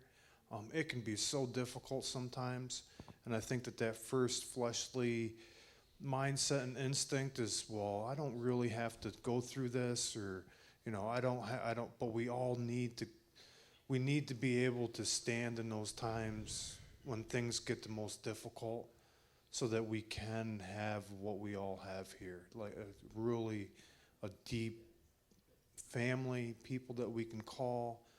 Last night at Manny's, as he was saying, was just, it's even hard to say, but it was one of the most beautiful things that I've truly ever experienced.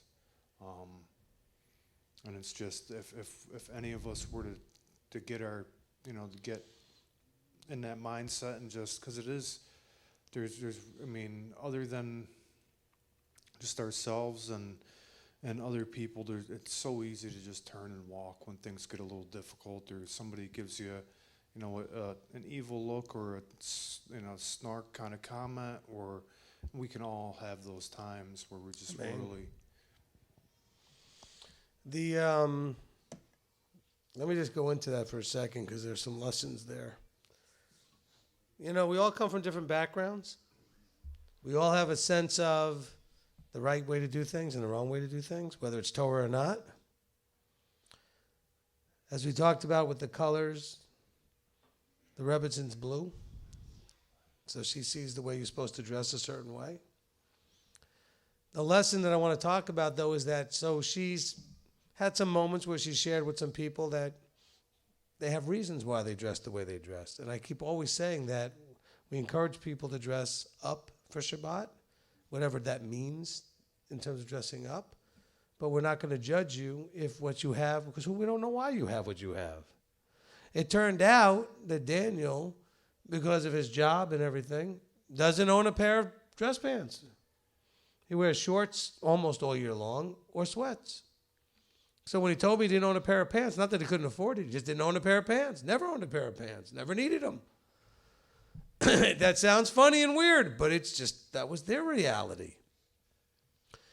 And so the idea is, basically, as Craig was saying, because Daniel gave the time and opportunity to stay, which also, by the way, gave me the opportunity when I heard about it to talk to my wife, so that everybody could have a chance to grow into the middle where they needed to go. Okay?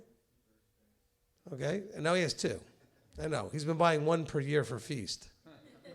Once I told him he could use his second tithe to buy the pants, he was okay. And I actually go up to him now when he's wearing them to say, nice pants. And he looks at me like, yeah, whatever. Which is Daniel. I was like, well, yeah, whatever.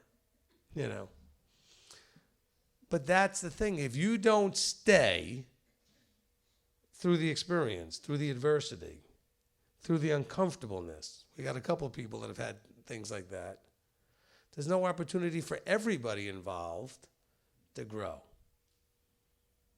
Well, but I just expect they'll always treat me that way. Maybe, maybe not. Why don't we give it a chance? Maybe the leadership will get involved and everybody will realize their little part in it and we'll get back into the center where we belong. Okay? It's a great thing that you brought that up, Craig, for that reason. Because he did not tell me, because by the time I got involved, he was already calmed down, maybe by you, whoever it was. And so I went up to him and I said, look, I'm really sorry that my wife came on pretty hard about it. That's a big thing with her, the clothing and stuff. Because she just assumes everybody's got a nice pair of pants and a nice shirt to wear. Well, not everybody does. I had one person that wore jeans every time to services, and they explained to me, you don't understand. These are my good jeans. I only wear them for services. I don't have money to buy other stuff, whatever. This is the ones I purposely saved for Sabbath. So they're special to me for Shabbat. I said, all right, see, now I understand. Seek first to understand. But see, I'm also thankful that there are those of us that will help others to stick it out and not run away. Because that's where some of the closest relationships come from. Because some of you have either run away or thought to run away or tried to run away, so to speak, and stayed, and we're closer now than we could have been otherwise. Because we all got an opportunity to grow and own our part of it. And so I had not realized how close they had come to not staying, and how close Daniel and I have become. Daniel and I goof off. We have a great sense of humor with each other. We get each other. Okay, we get each other. And I know, Kevin had mentioned about not playing cards with the enemy and stuff. Well, we did get to play cards. Didn't we, Aubrey? And we whooped you. I have a slightly different memory of the results of that card play. Especially when my ace came floating down on top of your king to trump you at the end there. But we got to spend that time. We got to goof off. We got to get it. We never would have had that if Daniel had left the previous time, which was not this year. This was a while back. So those relationships and those times that we got to have, were tremendous. Of course, this is at a time where I was being told that you were angry at me. And I was like, how could she be angry? We're having such a great time. She hides it pretty good,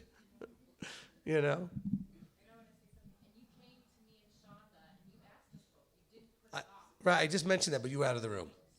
Yeah, no. She said, and you came to me and Shonda and you asked us. And what my point was when you weren't in the room was that I would be regretting it now if I never got a chance to ask her. Even though I was confident from the interaction since the incident, quote unquote, that everything was okay. And I said the same thing to you. I said, look, I just want to make sure.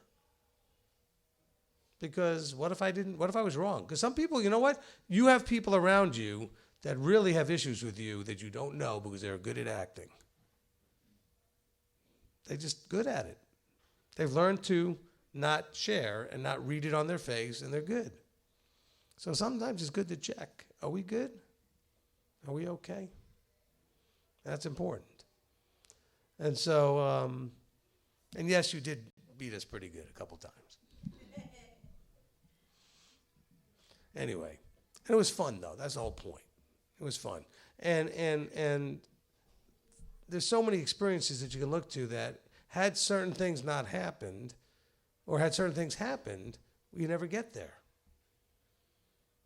And I'm talking about the idea that if you quit, or if you leave, or if you run away because you just want to avoid the issue, you have no idea what you might miss.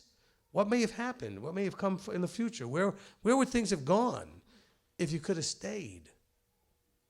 Because had this all not happened, let's take this incident. If it had not all happened, I would not have gone there to kind of monitor and check the pulse on where everybody was.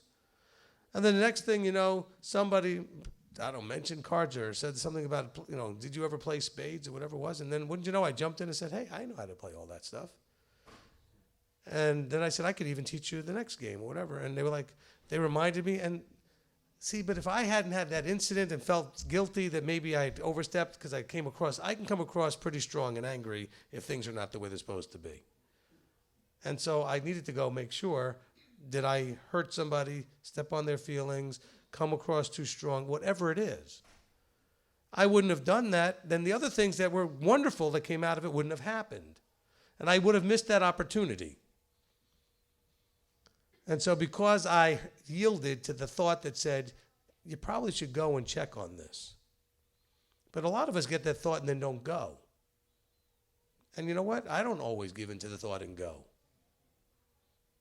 But we need to. Because then other good stuff can come out of it that otherwise never happens. Even if you lose. Where's the mic? Chris, Shira, David. Okay. Chris, go ahead. Okay, I'd just like to share some scripture, if possible, out of Yeshayahu, Isaiah chapter 55, verses 8 and 9. And it reads, "For my thoughts are not your thoughts, neither are your ways my ways, declares Yahweh. For as the heavens are higher than the earth, so are my ways higher than your ways, and my thoughts than your thoughts." Amen. Amen. And there was a verse that was mentioned by Rick Duperin in Canada in his post. I don't have the verse in front of me, but it's the one that says, when one member suffers, the whole body suffers. Which is another really good verse. Thank you, Chris, for that. Okay, who'd you say was next? Shira? Go ahead. I've been blubbering for 6 hours. I'm finally in a place where I think I can talk. But, yeah, I'm sorry that I had to wake you up this morning with that. No.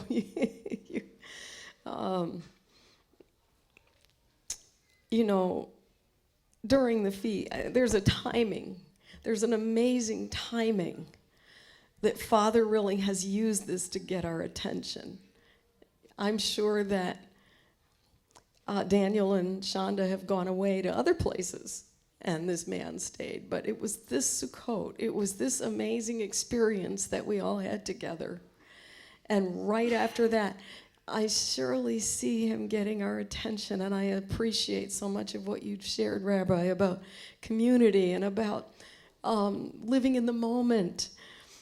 For me personally, I didn't know the hats real well, but I had started kind of shucking and grinning with Shonda because I said, this is a lady I'd really like to know. And she started smiling back. And the next thing I know, I was just in agony early on in the feast with a pinched nerve. And she was one of those, along with Rabbi and Uncle Bob and Dave, who stayed up with me until 2:30 in the morning. I forgot about that, yes. Yes. Down in the lobby of the lodge. Yeah, in the lobby of the lodge. She was one of the ones, well, she's the one of everybody that answered her walkie-talkie. We had walkie-talkies for the medical team, and she was the one that came down. Yeah. It was amazing. And then she kept checking, do you need more ibuprofen? Because she had a big bottle of it because of her own hand that had been operated on. And she remembered to bring me some ibuprofen at breakfast. And but even then, with all that positive interaction and with all that I've been looking forward to them coming to be with us, I was like, Father, why am I so torn up about this? Why am I just absolutely just crying and weeping and wailing, and I can't seem to stop, and I wasn't even sure I'd make it here. And so as we've all been sharing, Father's helping me to get in touch with grief of my own that is not fully processed. I had a 27-year marriage with a man that I loved, and I watched him decline into mental illness. And I watched as he refused to listen to any counsel. And finally, in the end, the last time I ever was alone with him, I was running to my car to get away, and he was pounding on the window as I pulled out of the driveway. And for 16 years, I didn't know where he was or what had happened to him. He passed away last November, and I found out that he had been mentally ill and institutionalized, and finally died in an Alzheimer's unit in a local nursing home. You just never stop caring about somebody, even though it's been that long. But I can say that in a way, it's a mercy to have someone go quickly, because I am grieving those 16 years of trying to contact his family, trying to find out how he was, and they shut me out. And but in the end, I found out that the mental institution he'd been in for many years since our divorce was a very loving Christian home for the mentally ill. And he wasn't in a state institution, and I wept with joy over that. But I appreciate, Rabbi, that you brought up there are other kinds of deaths besides just physically dying. And Father has blessed me in a way by ending the story, so now I can process it. But I just want to say, I think one of the reasons I was crying so hard this morning was that for those of us who are alone, those of us who've been through grief, for myself, I have no children. I come to Beth Shalom, and I just love you guys so much.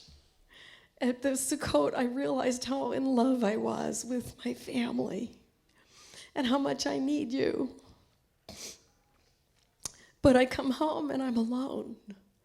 And that's what Father has ordained for me. At least, in the now, that's my life. But what sustains me are when I see a marriage like what Daniel and Shonda had. You guys who are married, you have no idea how powerfully your relationship affects those around you. You don't even have to say anything. You know, I sat behind Daniel and Shonda during one of the sessions, and I saw them cuddling. And I just, I picked that up from them all the time, even though I didn't know them very well. And there are some others here in the fellowship that I see how much you love each other. And I see you reaching out to me. Hey, come to our house. You don't marginalize me or the others because we're alone. And that's something I never experienced in the church. I mean, this is just such a blessing. So I think my grief is that I was looking forward to having another shining couple in the fellowship. But now I pray that Father will bring Daniel and the kids to us, because Daniel's going to be one of those that needs his family, the couples who will wrap their arms around and love him the way I have been loved. Amen. Amen. Thank you, Shira. We'll go back to the wax on, wax off. When things happen, you don't know why. Once upon a time, I did a teaching called Are You Saved? It was in the very first few months of starting the congregation here in Chattanooga. And in response to that teaching, we had someone in the congregation that hated the teaching, was another teacher, and sent out a newsletter to all those that subscribed to his teachings, saying all kinds of just not so wonderful things about me. And one of those subscribers was Shira. And Shira said, I wonder about this teaching that's got this guy so upset. Let me check it out. And so she did. And she was so impressed, she listened to some more stuff. And then within only a few months, she had moved to Chattanooga. And so I was sitting there with my wife as the congregation is being ripped to shreds because this person decided to leave and try to take the whole thing down with him. I'm not just talking about splitting the congregation. He wanted to tear the whole thing down. Okay? We're talking phone calls, visitations, emails to every member of the congregation, including a meeting in a hotel trying to convince them to shut the whole thing down. We invited everybody. And so while we're watching this, and I'm not trying to stir that up necessarily, I'm saying, imagine what Julie and I are going through. The congregation was running about 80 people at this point every week. And this tore it down to the point where we weren't sure anybody was going to show up the next week. Because he was even calling the pastor of the church who was using the building to try to get him to throw us out. He hadn't realized I had a relationship with that pastor, and that pastor told me what he was trying to do. But the whole point is, while we were in that moment of, Abba, what are you doing? How could you allow this? We just started in January. This is only May or June, and we just can't, we're just trying to serve you. Maybe all of that was just so Shira could be here. We certainly think so and appreciate that. And if that's the reason, it was worth it. Because not only did he shake the tree and people left that needed to leave, I guess. I don't know. It's not that I wanted to be rid of them, but they just weren't the people that were supposed to be there. But it recruited and brought people in, like people like Shira, that needed to be there. And all of the wonderful things that we have benefited personally. My children call her Auntie Shira. She has been a mentor and friend to my daughter in training her on using the keyboard and the guitars and singing and all the stuff that she does. All the children's songs she's been writing and stuff for the children's program. Helping to lead the praise team. None of that happens if that one guy didn't get mad at me and decide to lash out and try to destroy this group. Who could have seen that? And so I'm glad that you brought that up, because it kind of fits the whole thing we're dealing with. How do we even expect, or can we even see that something good can come out of something so horrible? And what he was trying to do to destroy the congregation, I think that was pretty horrible. And yet, some good fruit came out of it. I don't know anybody else that was maybe that way, but when she contacted us, that was how you found out about us, right? You know? And so had he not lashed out, we would never probably have hooked up. And that would have been a tragedy, a bigger tragedy than what he was trying to do. Because you've changed our lives, at least as much as we've changed yours. And we can't even measure that. I can't measure where my daughter would be musically if you hadn't. Because not only is she a play, but she's always been a singer-songwriter. And that has inspired my daughter to write, which, by the way, has then reciprocally inspired her to write again. Because she hadn't been writing for a long time until my daughter started writing, so they inspired each other. And now Brianna has a CD that's blessing a lot of people. Why? Because somebody got angry at me. That's why. Abba used that. Who could have thought of that? Who could have seen that? You just can't. Okay, who is next? Okay, Sherry? Yes. This is really hard for me to share in the fact that I don't understand it. I don't know why it happened like it did. But when I was 18 years old, I was living in Puerto Rico at the time, and my stepfather and mother had gone to California, and I was by myself. And there was a knock at the door, and I had gotten a telegram, and I opened it, and it was word that my father had passed away. Well, my father and I, for the last 2 years, were not close at all. I had loved him and loved being with him during the summers when I could visit him in the States, but my mother had kind of turned me against him.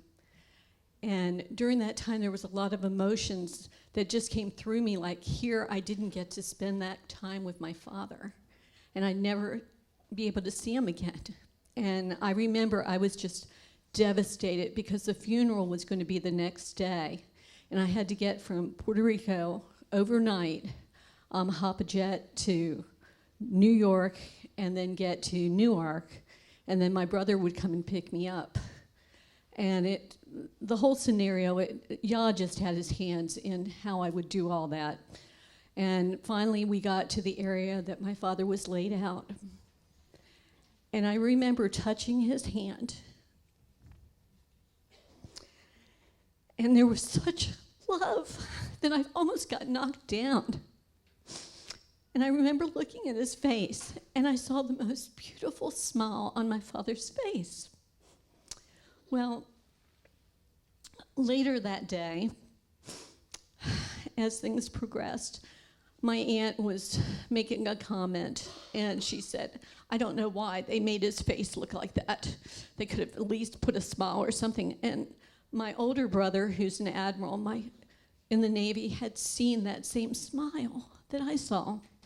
Well, we went to the area where we would come up and we would acknowledge we were his children, and we would rent our clothes. And during that period, I kept seeing this like shining image that was just kind of floating around in the air. And then we went out to the graveyard, followed them out, and it was like I just saw it kind of go off. And I said to the rabbi at that time, I said, I don't understand all this, because I was always taught ashes to ashes, dust to dust, and that was it. And he said, you're not the only one that's told me, has seen these things, or felt this way. And at that point, it was like all my sadness and all my grief and everything that I had felt was totally taken away. It was like I knew that my father was still alive. I can't explain that. I don't understand that. All that I knew is that all the tears had vanished, that I had joy in my heart, that I was confident, that it would be okay. And so I don't understand all these things, but I praise Father for giving that to me and later giving the Messiah to me. Amen. Amen. And again, we don't have, answers for that. I mean, The scripture gives us hints at things like, the state of the dead and that kind of thing. We do know that the resurrection we know. I mean, that we're not just hinted at. We know there's going to be a resurrection. Probably more than one, because after all, one's called the first resurrection, so there's probably more than one. As to what people experience, some of those experiences are just to do what happened to you, to take away all the other stuff. Look, you have what's known as the Mount of Transfiguration experience, which was an experience to give those few that were there a certain thing that they were supposed to receive. Did they really see Elijah? Did they really see Moses? Did they really see? We don't know what. We don't know what really happened. We just know that what they saw was what they needed to see. And so we don't discount, because I know that some of you may want to argue with maybe Sherry's experience. Some of you may want to take it further, whatever you want to do. But let's accept that that was her experience. And that experience was allowed to happen because she needed to let go of the grief.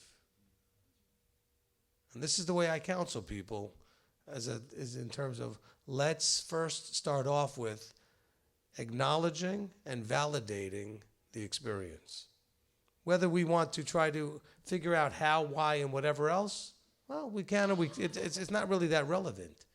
What we're validating is not that it tells us anything about life after death. It doesn't tell us anything about anything except that this is what you needed, and you got what you needed. And that we praise him for. Just like the person sitting at a Benny Hinn concert who gets healed. I'm not a big fan. Probably none of you are.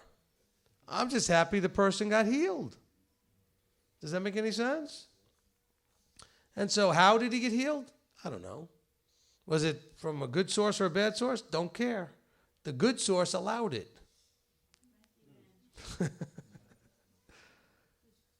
Or caused it.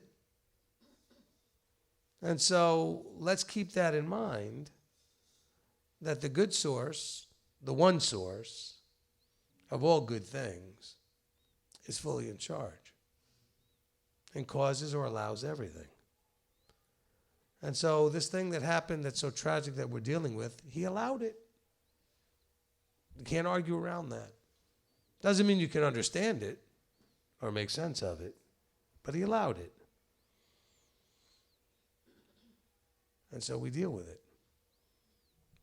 By the way, just a quick question. I'm going to kind of step aside here. Mr. Paul, have I been on target? That Paul's a psychiatrist. I just want to make sure, as I'm giving all this counsel about grief. Doing well. Thank you. Okay, he said doing well. All right.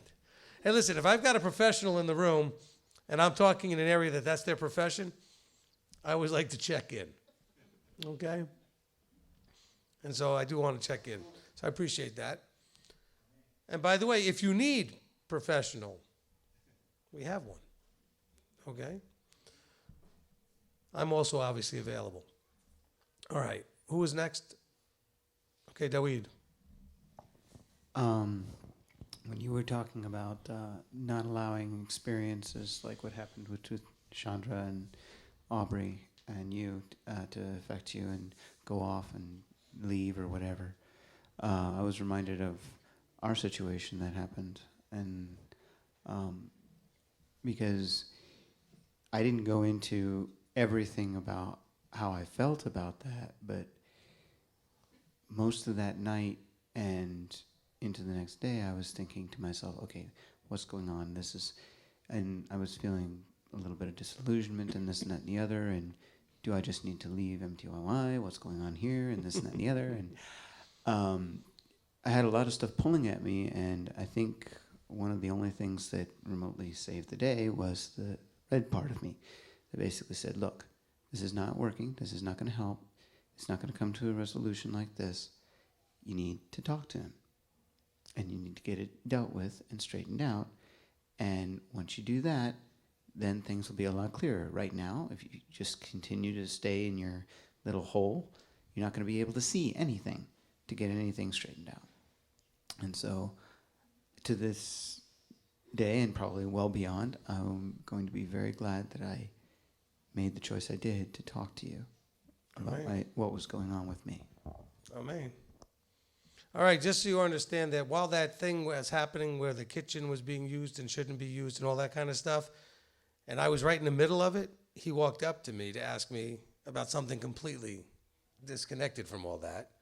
The timing was like when my daughter, I said, comes down and I'm busy, and I basically blasted him with the same, "Can't you see?"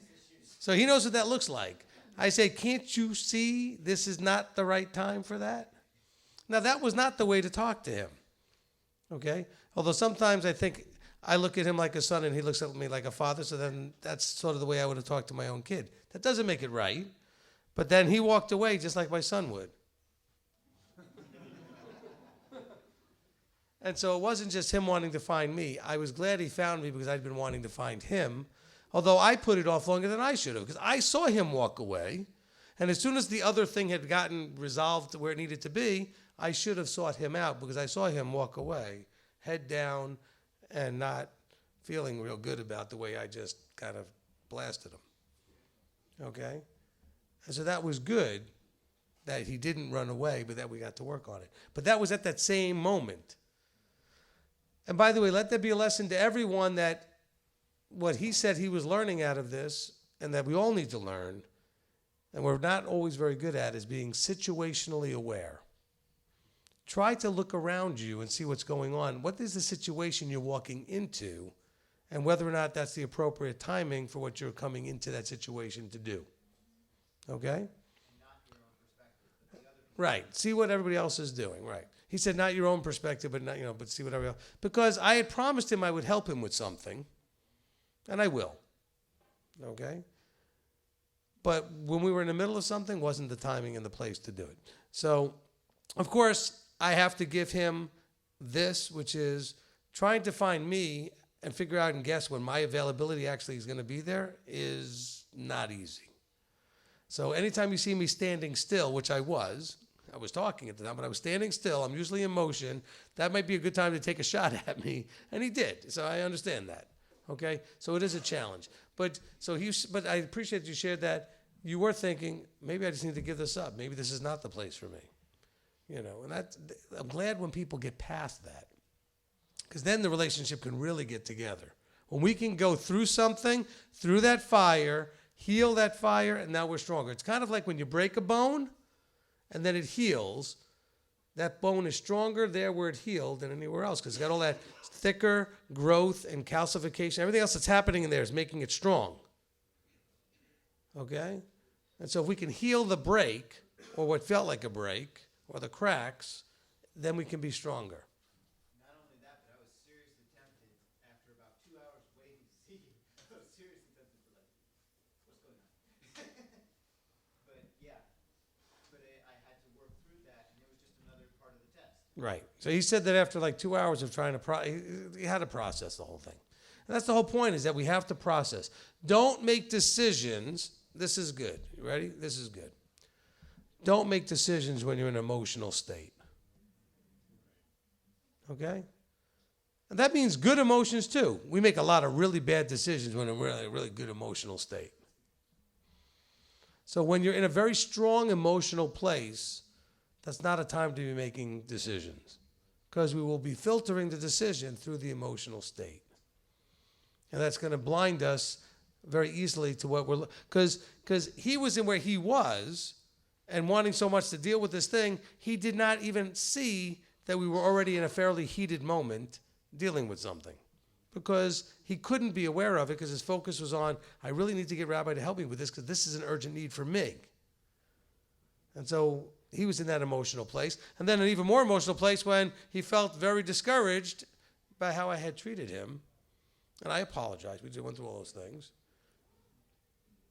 And then he could have made a bad decision in that place because of feeling discouraged.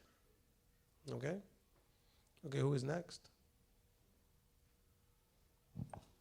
I just want to say... I'm sorry, Barbara. Oh, sorry. Barbara, you can go. You're already up. Go ahead. Okay. When Fred and I first came, we came to our first Sukkot 3 years ago. We had only briefly met, Juliana and yourself. And we came and we didn't know a soul. And yet, everybody was so super nice to us and so good to us. And, you know, we got really friendly with Bonnie and Jeff Giffens and tried to help them in their situation. But, you know, one person stood out, and that was Shara. And she just welcomed us so warmly. And then Greg took us up to the mountain, you know, to see the view, and there was Shara, and she was alone, and we just kind of sat on the bench and talked. And you know, she's just been so special, and we see her online, you know, and then when we come here, she's just a wonderful, warm, loving person. And I think everybody should give her a good clap.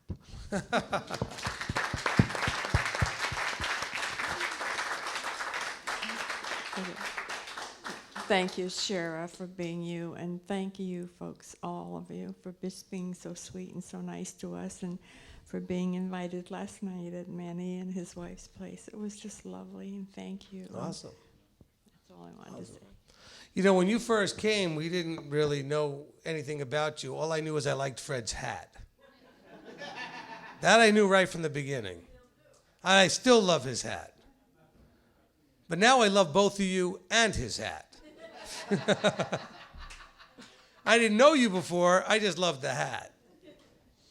So, but see again, Barbara would never have had that experience if I hadn't gone under fire and attacked and someone tried to destroy the congregation, if she hadn't gotten the letter. We can't know how these things will eventually play through and where they'll end up. And so who knows what this, I mean, some of you are going to be completely changed in powerful ways because of today's message, or this is what we're doing, because of what happened in this tragedy. Marriages might be saved, relationships might be restored, healings, who knows? And what a blessing that would be out of something so horrific.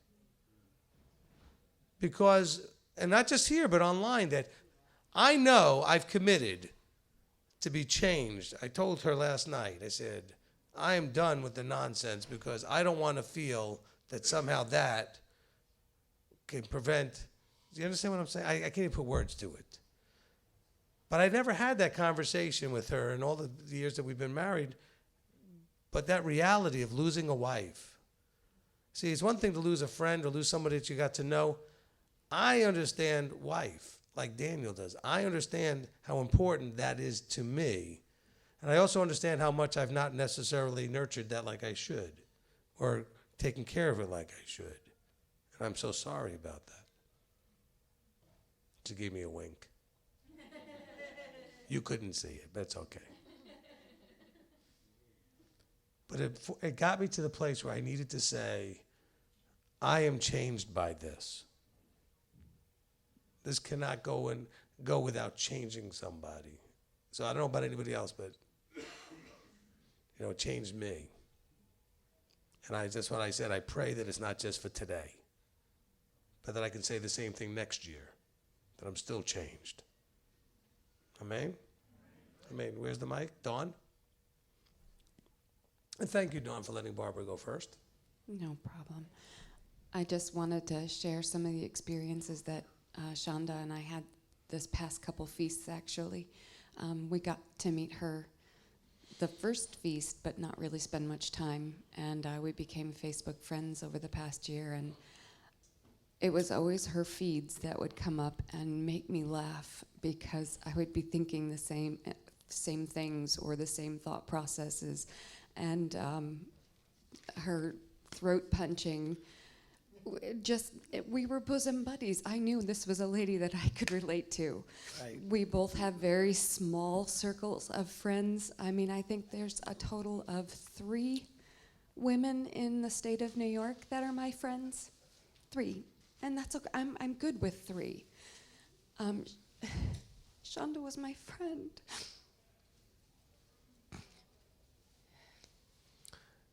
And that's an extra big deal when you don't have a lot of them. No. Yeah. And I feel selfish that I don't want her gone. I'm still waiting for there to be like a miracle that happens or something. it doesn't feel real, and then I'll go from it not being real to just numb. Like, I'm not allowed to have any friends, really, Father? I get one or two, and I latch onto them. She and I were even making plans. We were hooting up and laughing and hollering about getting our kids together, Zane and Laylan, and we were laughing, and they wouldn't have anything to do with it at all whatsoever. And we were like, I was maybe trying in to a picture few that, years. and I wasn't picturing that. But. No, no. But just that our families loved each other so much that we wanted a future together.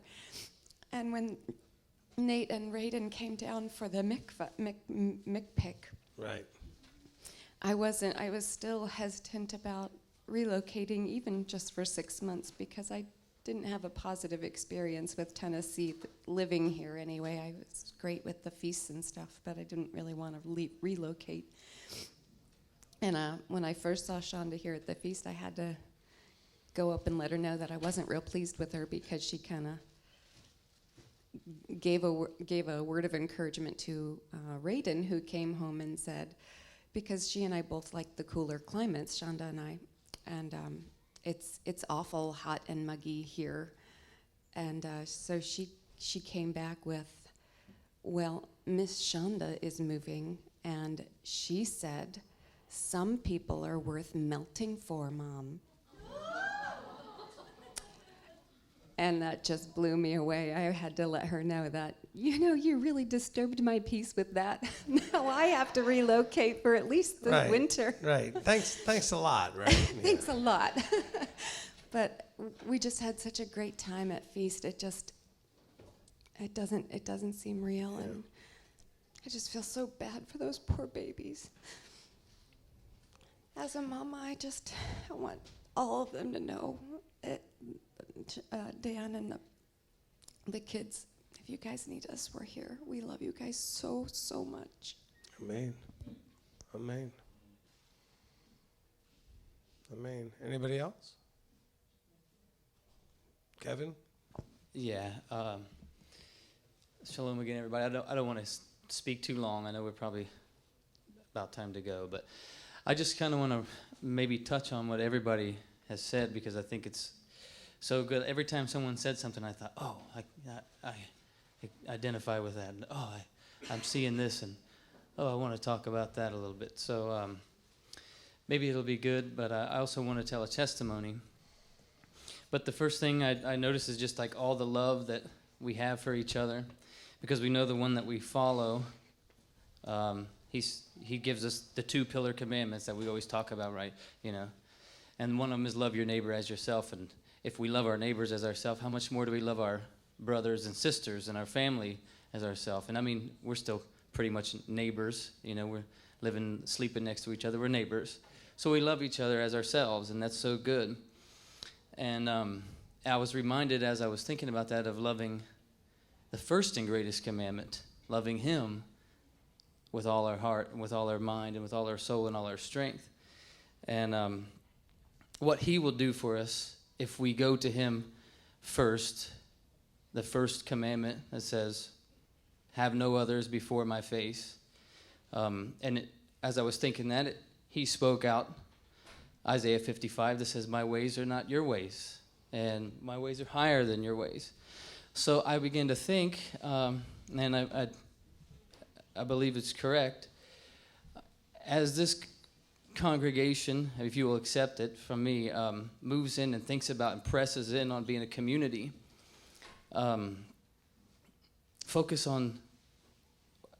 to focus on that one first, because it is the first one. As we focus on every one of them, all the commandments, focusing on that one seems to be most important to me, because in the Torah community, I know we like to talk about, we see Christians and we see other people who maybe forget the 4th commandment or don't understand the 4th commandment.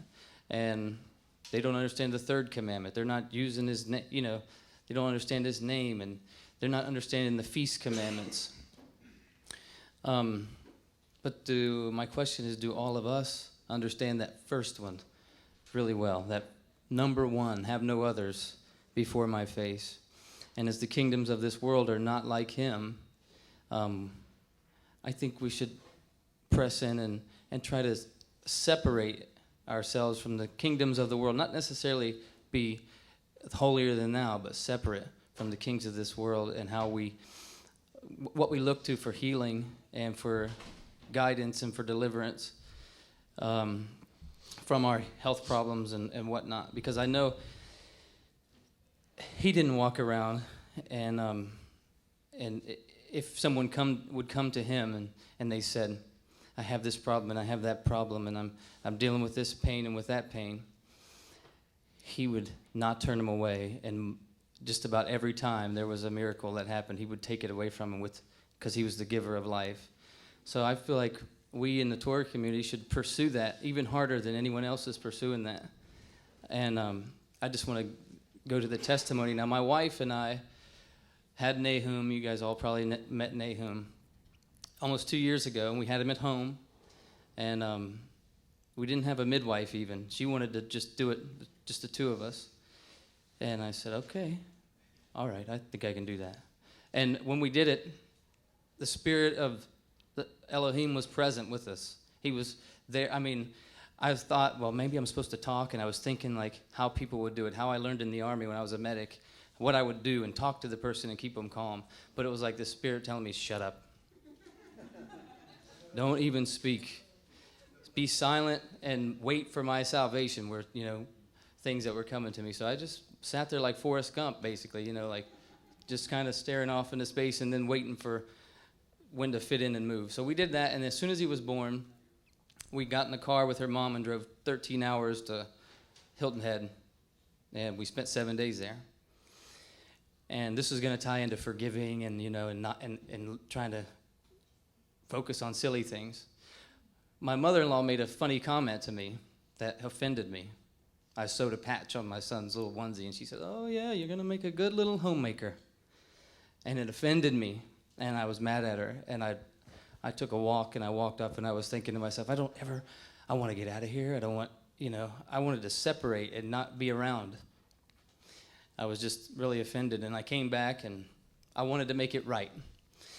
And I was trying to make it right, but she didn't seem to want to make it right, so that made me even more mad. And so then I went to Hannah, and I said, I can't believe it.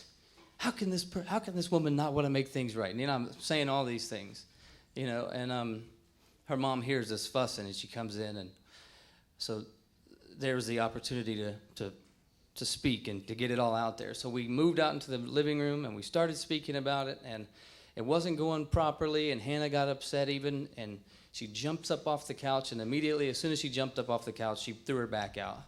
She just had a baby, and she'd been sitting there for 3 days just resting, and she got up so quickly and so much emotion, she threw it out, and she was in pain, she was in tears. I mean, the pain was shooting up and down everywhere. It was scary. She said, please pray for me, in panic.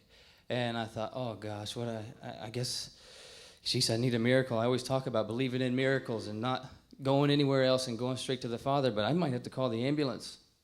And we didn't even have medical insurance because that's just sort of how we believe. We just want to go straight to him, and he's going to take care of it, and he's going to see that we're there, and we don't, he's going to do something. So, but at this point, I'm thinking I'm going to need medical attention. I'm going to need to go get an ironing board and put her on this and strap her to it and all these things. And I remembered sort of that just as soon as we got there, I flipped through my Bible, and I felt like I needed to read Luke 7, 8, and 9. And those are a lot of miracles that Yeshua did. And he would say things like, your faith has made you whole. Your faith has made you whole. And it occurred to me to tell Hannah to read these. So I told her, as soon as I felt that way, I said, you need to read Luke 7, 8, and 9. And then I forgot about it. And she's laying there going, please pray for me, please pray for me. And I felt so bad that I had gotten so upset at her mom about this little comment that now my wife is here on the couch with a thrown out back, and we have this little baby, and we have Eli, and we have to go back to our family. And she was a teacher at the time. And we don't have very much money, and we don't have insurance, so I just felt so bad. It was like it was all my fault. But eventually I spoke out what was on my heart to her mother, and said, this is how I've been feeling. I'm so offended. I feel this way, but I just wanted to get it out to you. And then I go to Hannah, and I grab Hannah's hand, and I get on my knees by the couch, and I just begin to ask her for forgiveness. You know, I was so upset. I was weeping over her, you know, and she, Eli, I was upset that he was there witnessing all of this. So I felt really strongly, though, and I began to feel really warm. And then I began to feel like, okay, it's time to pray. So I just asked Abba, I said, Father Yahuwah, please, this is ridiculous. We're so sorry that we've acted this way. We love each other. Please give us a miracle. Please heal my wife's back right now in Yahushua's name. Amen. And no sooner than when I said amen, Hannah jumped up off the couch saying, it's gone. It's gone. It's gone. And I was like, whoa. And I felt, you know, the chill, the tingles all over my body, and I got up and I was praising, and I just couldn't, I mean, I believed it. I couldn't believe it. Her mom couldn't believe it. She still has a hard time believing that actually happened. And I just kept thinking, we were in such peace. This peace had come over us. Like this assurance and this confirmation had come over us. And we were like laying there. And, I mean, we slept better than we'd ever slept. And we were just so happy. Nothing was wrong. There were no problems in between us. And we were telling Eli. I said, Eli, do you realize what you just saw? And he said, uh-uh. And I didn't know whether it was the gift of healing or the gift of faith that brought her back up. But because he says your faith has made you whole. So as I told that testimony to other people, someone had come to me and said he had felt, or his dad had gotten a word that he said was from the Ruach and said, my people need to know that healing only comes through forgiveness.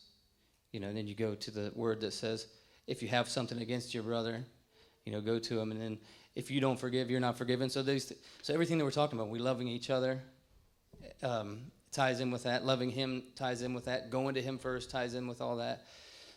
So I want to praise him and thank him. And also I want to say that to you to encourage you and everyone here to remember that first commandment. And remember that his ways aren't like our ways. And as you come together in community, purify yourselves and throw everything out of the world and just step out there and trust him. Amen. Amen. Thank you. You know, a lot of us are wondering why we ask and don't get answers. We are getting answers. We believe he answers. The answer is just no, or I'm waiting for you to do what you're supposed to do first. And that may be asking for forgiveness or forgiving. You know, he says you got ought against your brother, take your offering and just leave it there and go fix that first, because the offering's useless at that point. And so we go to our Father and we ask, well, we still haven't fixed what needs to be fixed. And so I can certainly see where that would make sense, where Abba was trying to show you that lesson, saying, why are you coming to me? You haven't fixed this first. I mean, if this is because you did that thing wrong, why would I fix it until you fix it? If this was allowed to get your attention because you messed up, why would I fix it until the thing that was supposed to get your attention is dealt with? Think about that anytime you're in a trial. Okay, there may be, not always, because remember when we had the man who was blind and he said, why is this man blind? Because of his parents, because of him? He said, no, so I could do this miracle. So there are things that are happening right now that are probably connected in some way to the tragedy from yesterday that have nothing to do with that anybody did anything wrong or didn't do something, but we were supposed to learn something from it. But also there could be other times when you're in a trial where it is something that you can fix and that you can learn from and change from. But the whole point is that we see something and we're experiencing, like I told you, my experience was that I'm going to work hard to change my approach to letting the nonsense be more important than what's real. I just decided yesterday I'm just done with that. I don't know that I can do that. Oh, but I want to make sure that I'm doing it as best I can. I've never tried it before. Never felt this strongly about it before. And so my prayer is that you would all be changed into focusing on the now so that it gets you to the forever, and that you won't forget about that next month or 5 months from now or next year or the year after. Because that's the whole idea, is that you don't run the race to run half the race and then just figure you're done and you get what you get. You got to finish the race, you know? And you want to make sure that you got enough fuel to get to the end of the race. If it's one like if you're in a car, you're driving the race, well, you're not going to fill up half a tank if you need a whole tank to get to the end. So I'm hoping that we're all getting our tanks filled with enough of whatever we needed to get to be changed long term. Is there anybody else that has anything urgent? Because we're running into 2 hours before we have to be out of the room. Okay. I'm not going to blow the shofar. We're actually in a hotel. They probably would appreciate that I don't blow the shofar. But I am going to pray. Father, we come before you. And Father, we're dealing with, well, you know what we're dealing with. It's just awful. But in some ways, Father, we're already beginning to see that you have chosen to allow it and allow us to find something through this tragedy that can be a positive, that it can affect us in a way that will bring good fruit. And that, Father, we appreciate that you are fully sovereign and we hold no bitterness towards you. Father, help us to be inspired and guided and led so that we would be what we need to be for Daniel, for the children, as well as for all of us, for each other, as we process, as we go through the grieving process, as we deal with our own reminders of things that we've grieved of before, the challenges that we may have not finished the process with some things that need to be finished, and that we might allow those things to go through what they have to go through and be patiently going through that process so that we can come out healed and whole and ready to allow you to continue to mold us and grow us and shape us into the image of Yeshua. And so, Father, we know that we look through the glass dimly. We know that we are groping around like blind people in the middle of the day. But, Father, we also know that you've given us enough information in your word that can give us strength and hope and faith that there is a plan. And that Shonda is included in that plan. And that we have our part to play in that plan. And that you strengthen Daniel because he still has a role in that plan, as well as the children. And that, Father, we believe and have confidence that that plan includes a resurrection. That plan includes a return of Yeshua and a resurrection of the dead, and it includes all of us being reunited, including Shonda. So, Father, we want to thank you. We want to thank you for your mercy, your compassion, for your love, for your presence in guiding and leading this very, and I could see it, very healing service we had today. Father, we thank you for guiding and inspiring me to do this today. I give you all credit, all glory, all honor. I wanted to not even come. I just didn't know how I could possibly do this on no sleep, dealing with all the tragedy. After all that, I mean, I knew them pretty well. And yet you inspired and said, no, you need to go through this, and so does everybody else. So, Father, we came. And, Father, you absolutely came through. This was what we all needed. And so I'm so appreciative that you gave me strength to say yes to what you said to do. So, Father, thank you for your healing and your presence. We ask that you would continue to guide us and lead us, and that you would do everything and provide all needs for the Hatt family that is needed. That you would give them the shalom, the peace that goes beyond all understanding. That you would make sure that every need that they have is taken care of. And that no root of bitterness would rise that would turn them inwardly against themselves or outwardly towards you in a way that would hurt and keep them from the path that leads to the forever kingdom. So, Father, we thank you. We thank you, we praise you, and give you all glory and all honor. In the name above all names, Yeshua our Messiah. Amen. Amen. Amen. All right, Shabbat Shalom. And to all of you on live stream, why don't we turn and wish them a Shabbat Shalom as well.